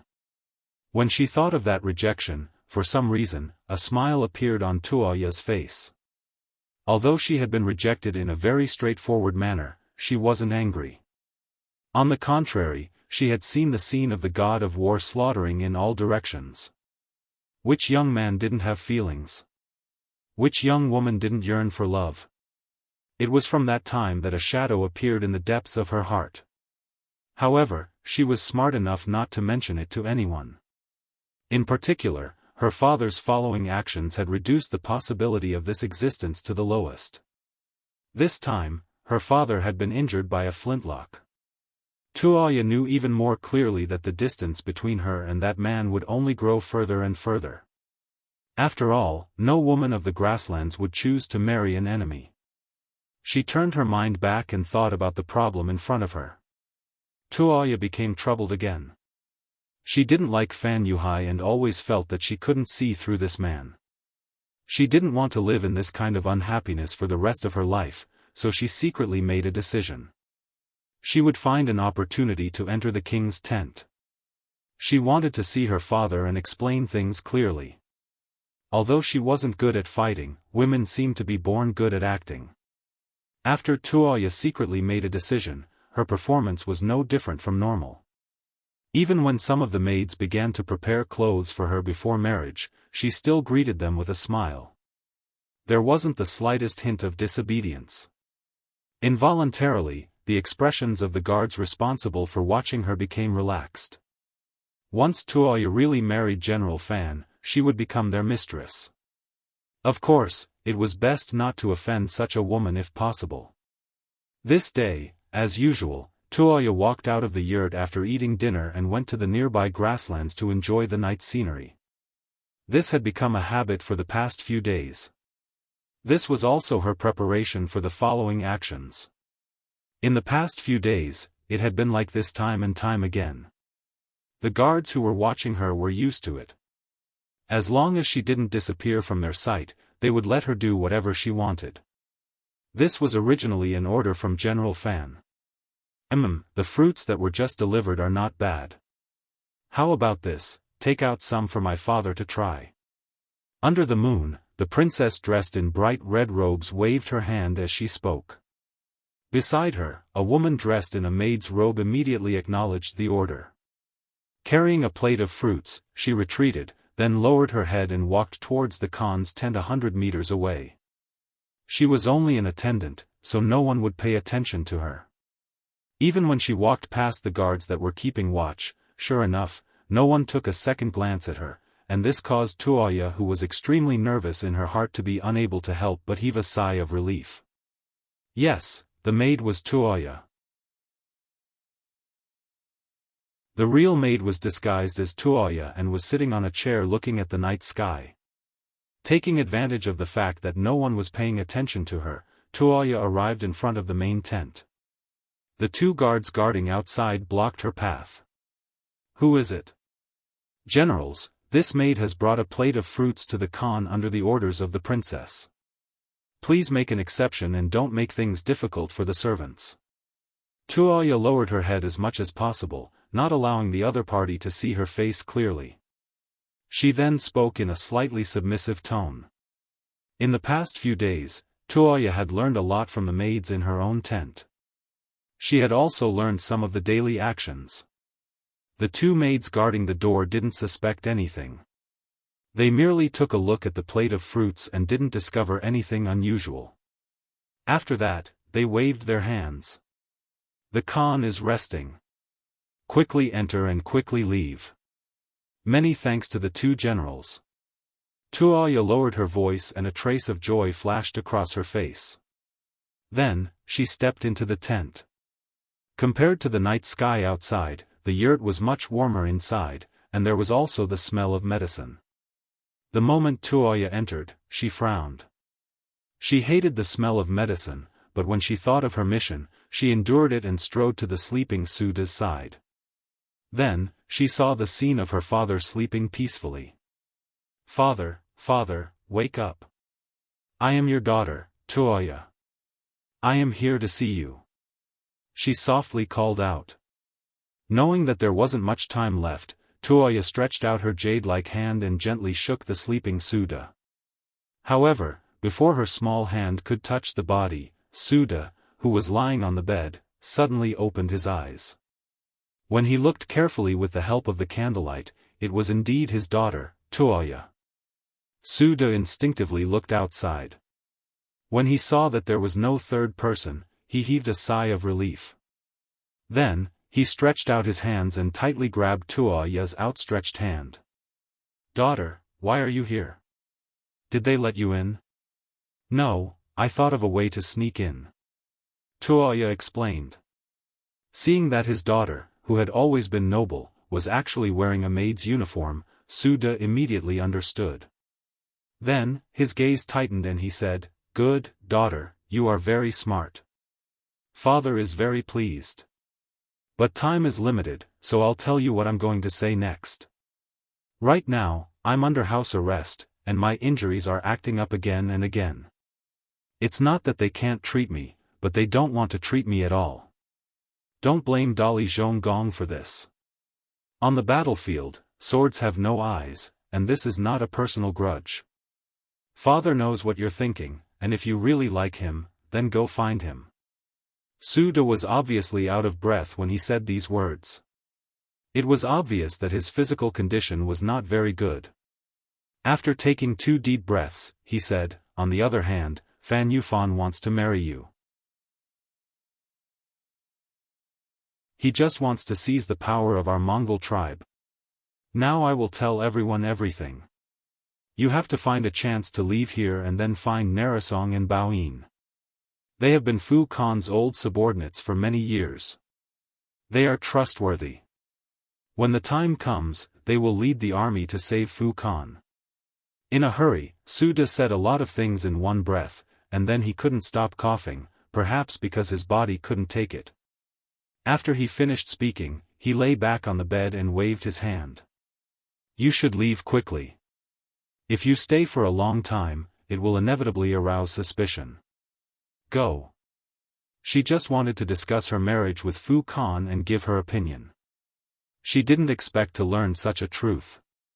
Tuoya couldn't believe it. But after a moment of confusion, she calmed down. She also knew that this was not the time to talk. She looked at Suda who was lying on the bed and said, "Father Khan, take care of yourself." Then she turned around and left the tent. Outside the tent, the 2 guards waited for a while. When they didn't see anyone coming out, they were about to enter the tent when Tuoya dressed as a maid came out. "What happened? It's been so long, did Khan wake up?" one of the guards asked with a puzzled expression. "No, Khan has been sleeping all this time." The servants saw that the bedside was too messy and casually tidied it up. Tuoya lowered her head and said in a quick-witted manner, "Oh." This explanation made the guard feel relieved. Then he nodded. "All right, there's nothing for you to do here. Quickly leave." It was no wonder that the 2 guards were so relieved. They knew that the medicine Suda took was originally a sleeping drug. After ordinary people took it, it would be difficult for them to wake up. But they didn't know that the medicine had already been discovered by Suda. How could a person who could become the Khan of a tribe be compared to ordinary people? Not only that, he also vomited it. This was also the reason why the yurt had a strong smell of medicine. Tuoya left. Not long after returning to the side of the princess, she followed her master back to the tent. But compared to before, Tuoya's eyes were more resolute. Previously, she felt that there was something wrong with her father. Logically speaking, when her father was sick, he should let his daughter take care of him. But not only did he not tell her once, he didn't even say a word of concern to her 3 times. Now that she knew the truth, Tuoya finally understood that it wasn't that her father didn't want her to say it, but that he couldn't. After knowing the truth, Tuoya was ready to leave. She first looked at the maid beside her. "Guna, how does the miss treat you? The princess's kindness is as great as a mountain. I'm willing to do anything for the princess." The maid who acted as Tuoya's maid felt touched. She immediately blurted out what was in her heart. In fact, Tuoya had given her a new life. When her parents died, it was the princess who arranged for them to be buried. Because of this, her life was already Tuoya's. "Alright, then today is the day you repay me." Tuoya's heart was filled with a trace of reluctance. She knew that if she did this, Guna might not be able to survive. But for the sake of the Mongolian tribe in the Gobi Desert, she had to sacrifice her. The night was getting darker. The big tent was already dark. Even the guards who were watching the princess were closing their eyes to rest. For the past few days, nothing had happened. Under the influence of inertia, their vigilance began to become careless. However, just when everything was quiet, there was a sudden movement in the princess's tent. First, a black shadow rushed out of the tent and went straight into the distance. This sudden change immediately attracted a few guards to follow him out. They did not understand what was going on. What they needed to do was to stop the princess who rushed out of the tent. The guards moved very quickly. In less than half a cup of tea's time, they had stopped the woman who was running away with all her might. Then, one of them stood in front of the woman politely and cupped his fist. "Princess, it's late. You should go back and rest." After he finished speaking, the guard raised his head. When he raised his head, his eyes were filled with shock. You are not the princess. You are her maid." Ha ha ha. At this moment, Guna revealed a victorious smile. Accompanied by her laughter, there was a sudden panic in the horse shed not far away. Then, a black-clothed figure madly galloped out, charging out of the unguarded tent and into the endless night. A moment later, a few more warhorses followed the black shadow into the night. What happened here was immediately reported to Fan Yuhai, who was sleeping in the tent. The person who came to report was Zhang Meng. He was the person in charge of Sud Khan's safety. He was in charge of everything in the Khan's camp. However, he never expected that the seemingly obedient Princess Tuoya would suddenly become a different person, leaving the camp on her own accord.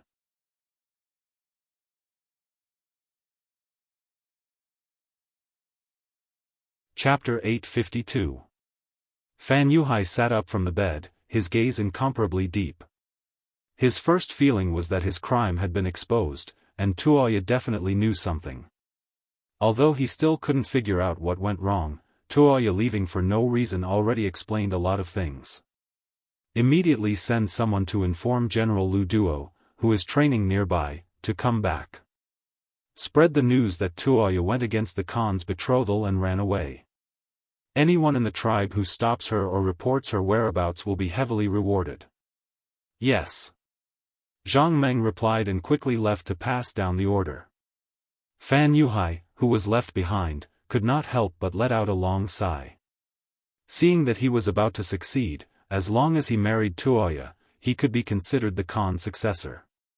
He never thought that something like this would happen, and all his efforts would be for naught. Tuoya escaped. Using the maid Guna to attract the attention of others, she successfully escaped. The moment she mounted her horse, she quickly rushed towards the training grounds of Na Ri Song. She had lived here since she was young, so she was familiar with all the terrains. This was where her advantage lay. In the dark night, with one rider in front and several riders behind, the distance between the two sides was maintained at 500 to 600 meters. They were like shooting stars in the night sky, disappearing in a flash. The sky was finally about to brighten. Just as the sun slowly rose and the sky gradually brightened, Tuoya, who was at the front, finally saw a continuous stretch of barracks. Immediately, her eyes were filled with joy. Before she arrived, her shout rang out. "I am Princess Tuoya, I want to see General Nari Song." The Mongol cavalry guarding the barracks had already noticed a black figure in the distance. Out of instinct, they shot out their bows and arrows, preparing to kill the person who came. However, when they heard the shout, they could not help but put down their bows. Those with good eyesight looked carefully and recognized Tuoya's figure. Although she was dressed in black and was not as eye-catching as when she was dressed as a princess, the number 1 chest under the heavens was majestic. Those who had seen it would not forget it. Immediately, that person said, "It really is Princess Tuoya. Come, open the tent and quickly inform the general." Tuoya successfully rushed into the tent. The guards behind her also followed. Perhaps the Mongol cavalry thought that they were the princess's guards. In front of the big tent, Tuoya reined in her warhorse. Only then did the exhaustion on her body become apparent. However, when she thought of her father's instructions, she took a deep breath and jumped off her warhorse. But at this moment, the 6 guards behind him also caught up. They jumped off their horses at the same time and blocked Tuoya, who was about to move forward. One of them said with a cold face, "Princess, please get on the horse and go back with us. The Khan and General Fan are waiting for you." "What if I say no?" This was no longer her father's tent, so when Tuoya spoke, her confidence was a bit stronger. "Then don't blame us for being impolite." The guards' eyes lit up. They were the ones who had lost him. If they couldn't bring him back, he would definitely die. At this moment, they had no choice. After saying that, 2 of the 6 guards reached out and pressed down on Tuoya's shoulder. At this moment, when they made their move, they didn't care that the person in front of them was the princess of the Mongol Empire. They also didn't care that this woman might become their mistress in the future. Although Tuoya grew up in the grasslands and learned riding and martial arts, it was only on the surface. If she really had to face the guards with extraordinary skills, she naturally wouldn't be able to win. Seeing the 2 hands grabbing at her, Tuoya's eyes flashed with anger and anxiety. "What are you doing?" Right at that moment, a loud roar rang out. Following which, a burly man from the grasslands walked out of the tent. Along with him were dozens of elite guards and more Mongolian warriors from the camp who were closing in on them. The person who came was Nari Song, one of Sud Khan's trusted aides. When he heard the report that the princess had come, he was wondering why she was here. He walked out with curiosity and didn't expect to see someone wanting to make a move on Tuoya. How could this be? This was clearly going against his superiors. Nari Song spoke up to stop him. The moment Nari Song appeared, the guards who were about to make a move knew that they had missed the opportunity. They immediately turned around and bowed, "General, please calm down." The princess was playful and ran out. "We will bring her back now and not cause trouble for you. You guys are the ones who are playful." Tuoya saw that someone was twisting the truth in front of her. How could she let it go? After retorting, she looked at Nari Song and said, "General, I have something to discuss with you. Please report to your men. At the same time, I would like to ask you to lock up these 6 people first. I will give you an explanation later." "General, you can't believe the princess' words so easily. General Fan is still waiting for us to return." The 6 guards knew that they were about to ruin things and hurriedly spoke out. "If I don't believe the princess, should I believe you guys? Also, don't use Fan Yuhai to pressure others. Others might be afraid of him, but I'm not." "Humph. Men, take the 6 of them away. If they resist, kill them." Nari Song, who had killed decisively on the battlefield, had a cold expression on his face. His eyes were filled with killing intent. With just a few words, the 6 guards had surrendered. If they lived, at least there was hope. If they resisted, only death would await them. Tuoya finally followed Na Ri Song into the large tent. She then told him everything she had seen her father last night and what Suda had told her. When Na Ri Song heard the news, he was shocked. There's actually such a thing? The Khan is under house arrest? That's right. When Tuoya said this, she couldn't stop the tears from flowing out of her eyes. She hadn't cried before because she didn't dare to. But now, she was safe. The pain in her heart could no longer be suppressed. Tears finally flowed out. Princess, don't be sad. The Khan's life isn't in danger yet. There's still a way. How about this? We've been running all night. Princess, go rest first. I'll find General Bao Yin and then we'll discuss how to save the Khan. Na Ri Song's eyes were filled with sorrow. His own Khan was under house arrest. This was a reflection of the incompetence of the generals. However, he also knew that Fan Yuhai wasn't easy to deal with. If he led the army to kill him now, the outcome was unknown. It might even implicate the Khan's life. It was better to find Bao Yin first and discuss how to proceed. Not long after Na Ri Song gave the order, General Bao Yin, who was recruiting soldiers outside, returned to the large tent. This scene was discovered by the spies of the Security Bureau in the Mongolian tribe.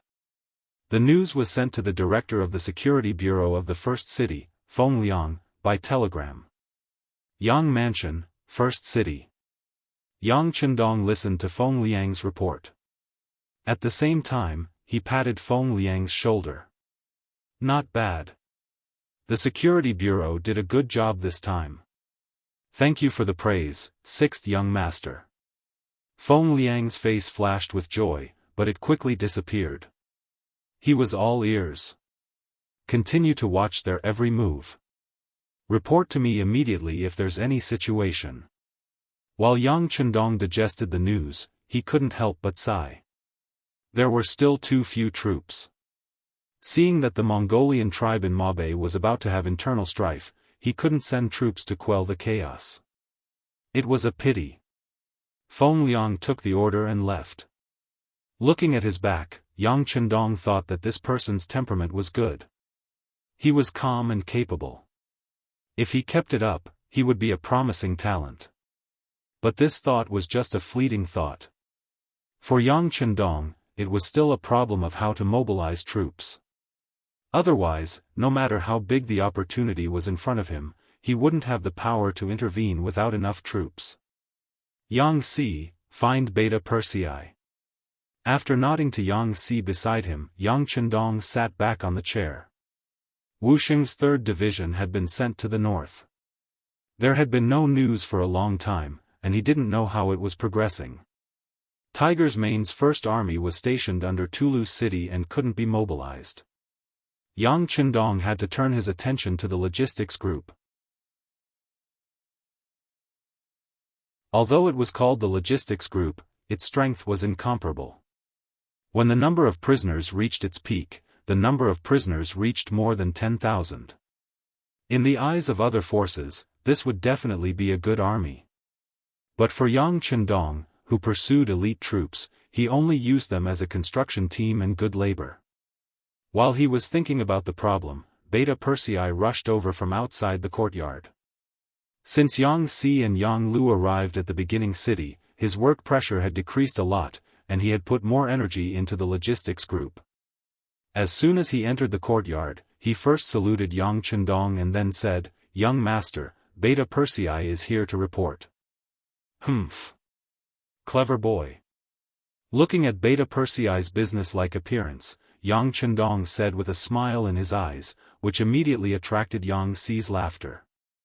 The atmosphere was very relaxed when they were together. Yang Chendong casually pointed to the table in front of him, where there was an open box of God of War cigarettes. Beta Persei didn't stand on ceremony and reached out to take it. He first gave one to the 6th young master, then casually lit one for himself. As for Yang Si, he didn't like this kind of thing, so he just let it go. When the smoke lingered, Yang Chendong slowly said, "If the logistics group is pulled up, how many people can they fight? When it came to business, Beta Persei's expression became much more serious. Faced with this question, he didn't answer immediately. Instead, after a little hesitation and thought, he nodded and said, about 5,000 people. They can probably reach the combat strength of a C-rank army. In Yangxia, the combat strength of a team would be at different levels according to different grades. For example, the Cold Front naturally had the highest combat strength, which was A rank. For example, the veterans of the new army could basically reach B rank. The D rank was generally the so-called militia and reserve. They had only undergone simple military training and might be able to win by relying on their numbers. Once they gnawed on a hard bone, it was basically impossible to point at them. There were also the Black Knights of the Guards. With their strong individual combat quality and elite equipment combination, their combat strength could reach the terrifying S rank. Unfortunately, there were too few such troops and it would take too much effort to train them. It was not desirable.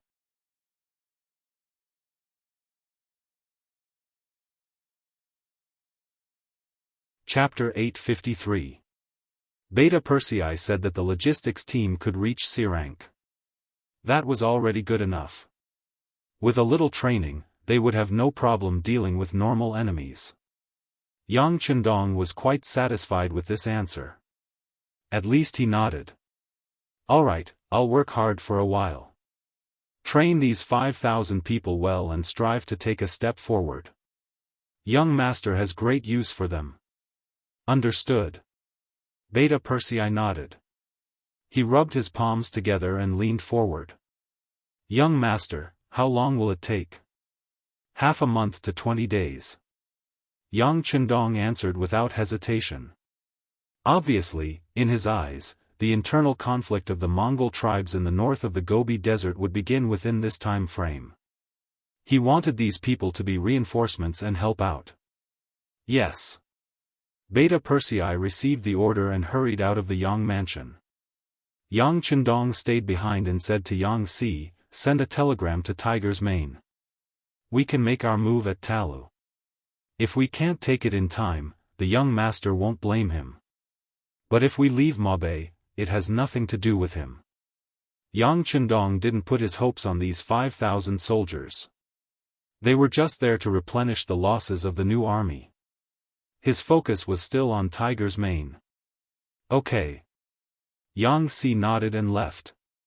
Half an hour later, the commander of the Tiger Radiance army who was stationed outside Toulouse city received the telegram. His eyes widened in shock. Men, call the deputy commander, division commander, and commander over. We're having a war meeting. In Talu, who didn't know that the war was about to begin, was having a meeting with a few generals. The army had taken Talu as they wished. They finally had a place to rest. But as the general, didn't relax at all. After attacking Xian Manor for a long time without success, they had lost soldiers and generals, and their rations were dwindling. All of these were problems that had to be resolved immediately, and they were also heavy burdens that pressed down on his heart. No, we have to think of a way to get out of the city. At the very least, we have to open a passage that belongs to us. Otherwise, as time passes, we will fall into chaos before anyone else attacks us. If we send out mercenaries, which of the generals will be willing to take the lead? Suddenly, Bo-er's voice rang out. Inside the hall, Gao-er, Hulin and Mu-ren all lowered their heads in unison. It wasn't that they weren't brave, nor that they were afraid of death. It was just that they didn't have much confidence in winning against the mercenaries' guns. Rashly charging in would only result in death. The three generals lowered their heads in silence, which infuriated Hubo-er. What? Could it be that you want this general to personally charge into the enemy lines? No, no. The three generals hurriedly denied. Then, each of them prepared to say something. However, before they could think of what to say, a loud bang was suddenly heard. Then, the ground started to shake. It felt like the end of the world had arrived. What's going on? Could it be that an earth dragon has been born?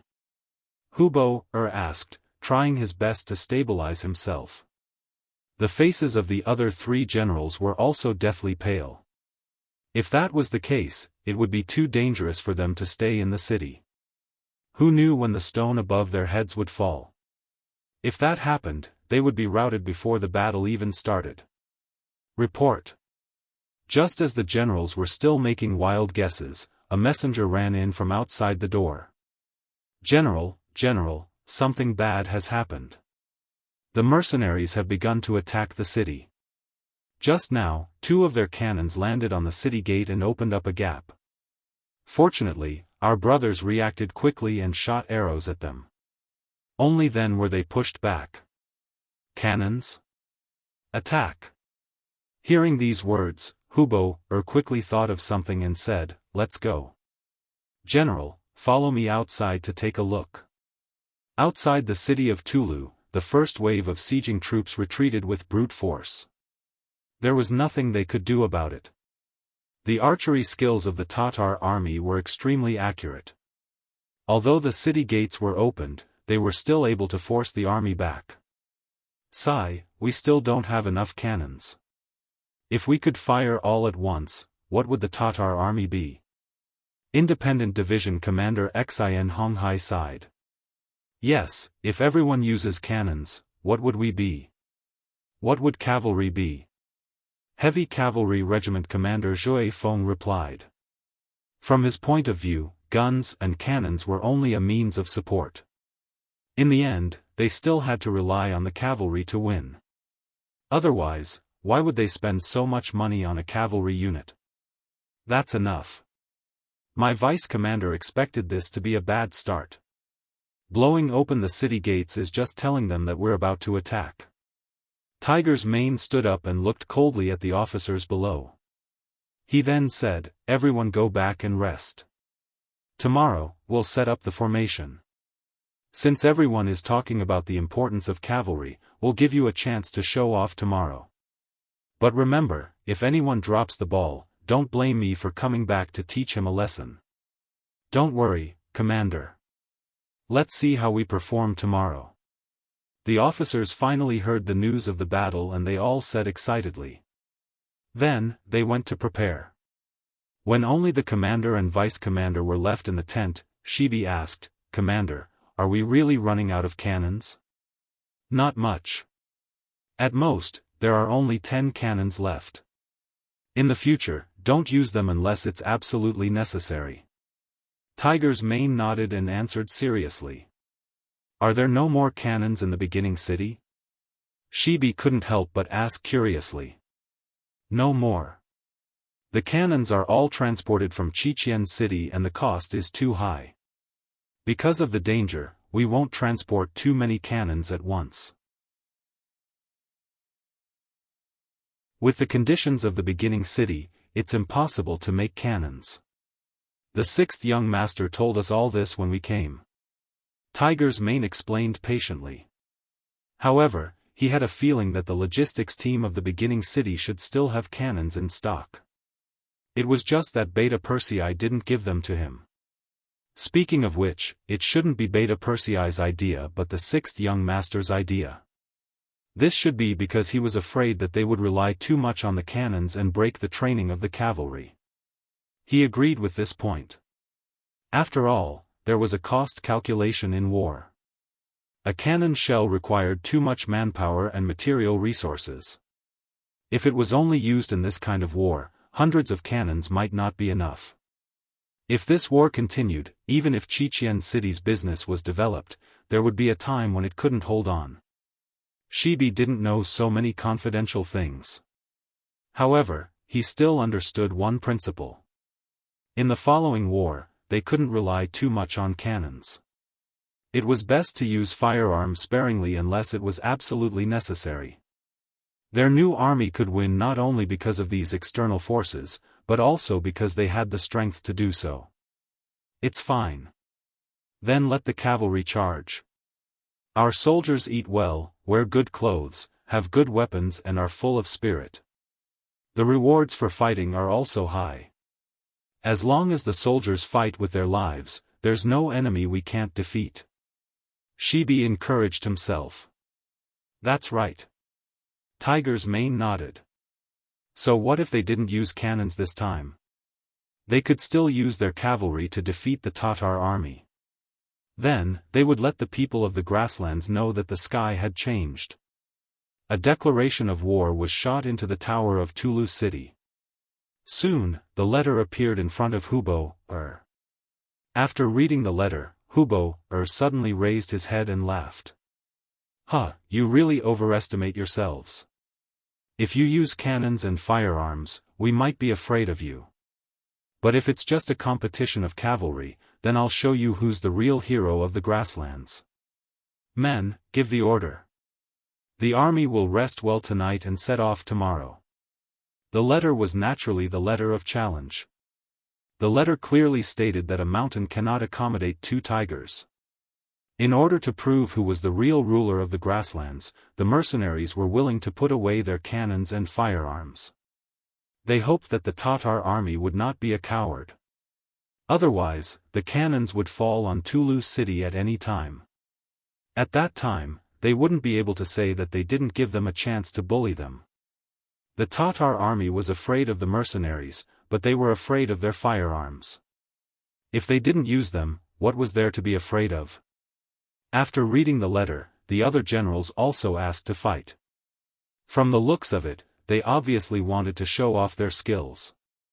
Good, tomorrow General Gore will lead the charge. I'll give you 10,000 cavalry. You must perform well and let the mercenaries know the power of our Tatar cavalry. Ha ha ha.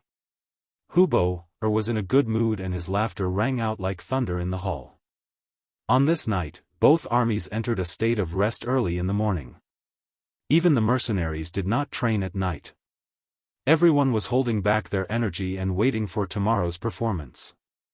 The next morning, the weather was beautiful. There were no clouds in the sky for thousands of miles. Under the clear sky, the 2 sides began to set up their formations on the battlefield. 10,000 Tatar cavalrymen marched out of Tulu city. With 1,000 men as a unit, they formed 10 different formations and stood in front of the mercenaries who had formed their formations first. The mercenaries were still in a long snake formation. From afar, they looked like a sea of military green, giving people the feeling that they could topple mountains and overturn seas. Compared to the previous 2 times, the first line was no longer the cavalry of the new division. Instead, it was the soldiers of the Tatar division. The commander of the Tiger Mang army wanted to use the Tatars to fight the Tatars. In his words to Commander Su He, this battle was their chance to prove themselves. Although they were both Tatar cavalry, they didn't belong to the same faction. Su He was originally Agar Dorji's subordinate, while Hubo belonged to the Khan's faction. Normally, there would be animosity between them, and it was only a matter of time before they clashed. Right now, it was just that Tiger's man had created an opportunity for them. You're tuning in to the Unparalleled SwordWill YouTube channel. Don't forget to subscribe and join us on this journey to catch the most captivating stories.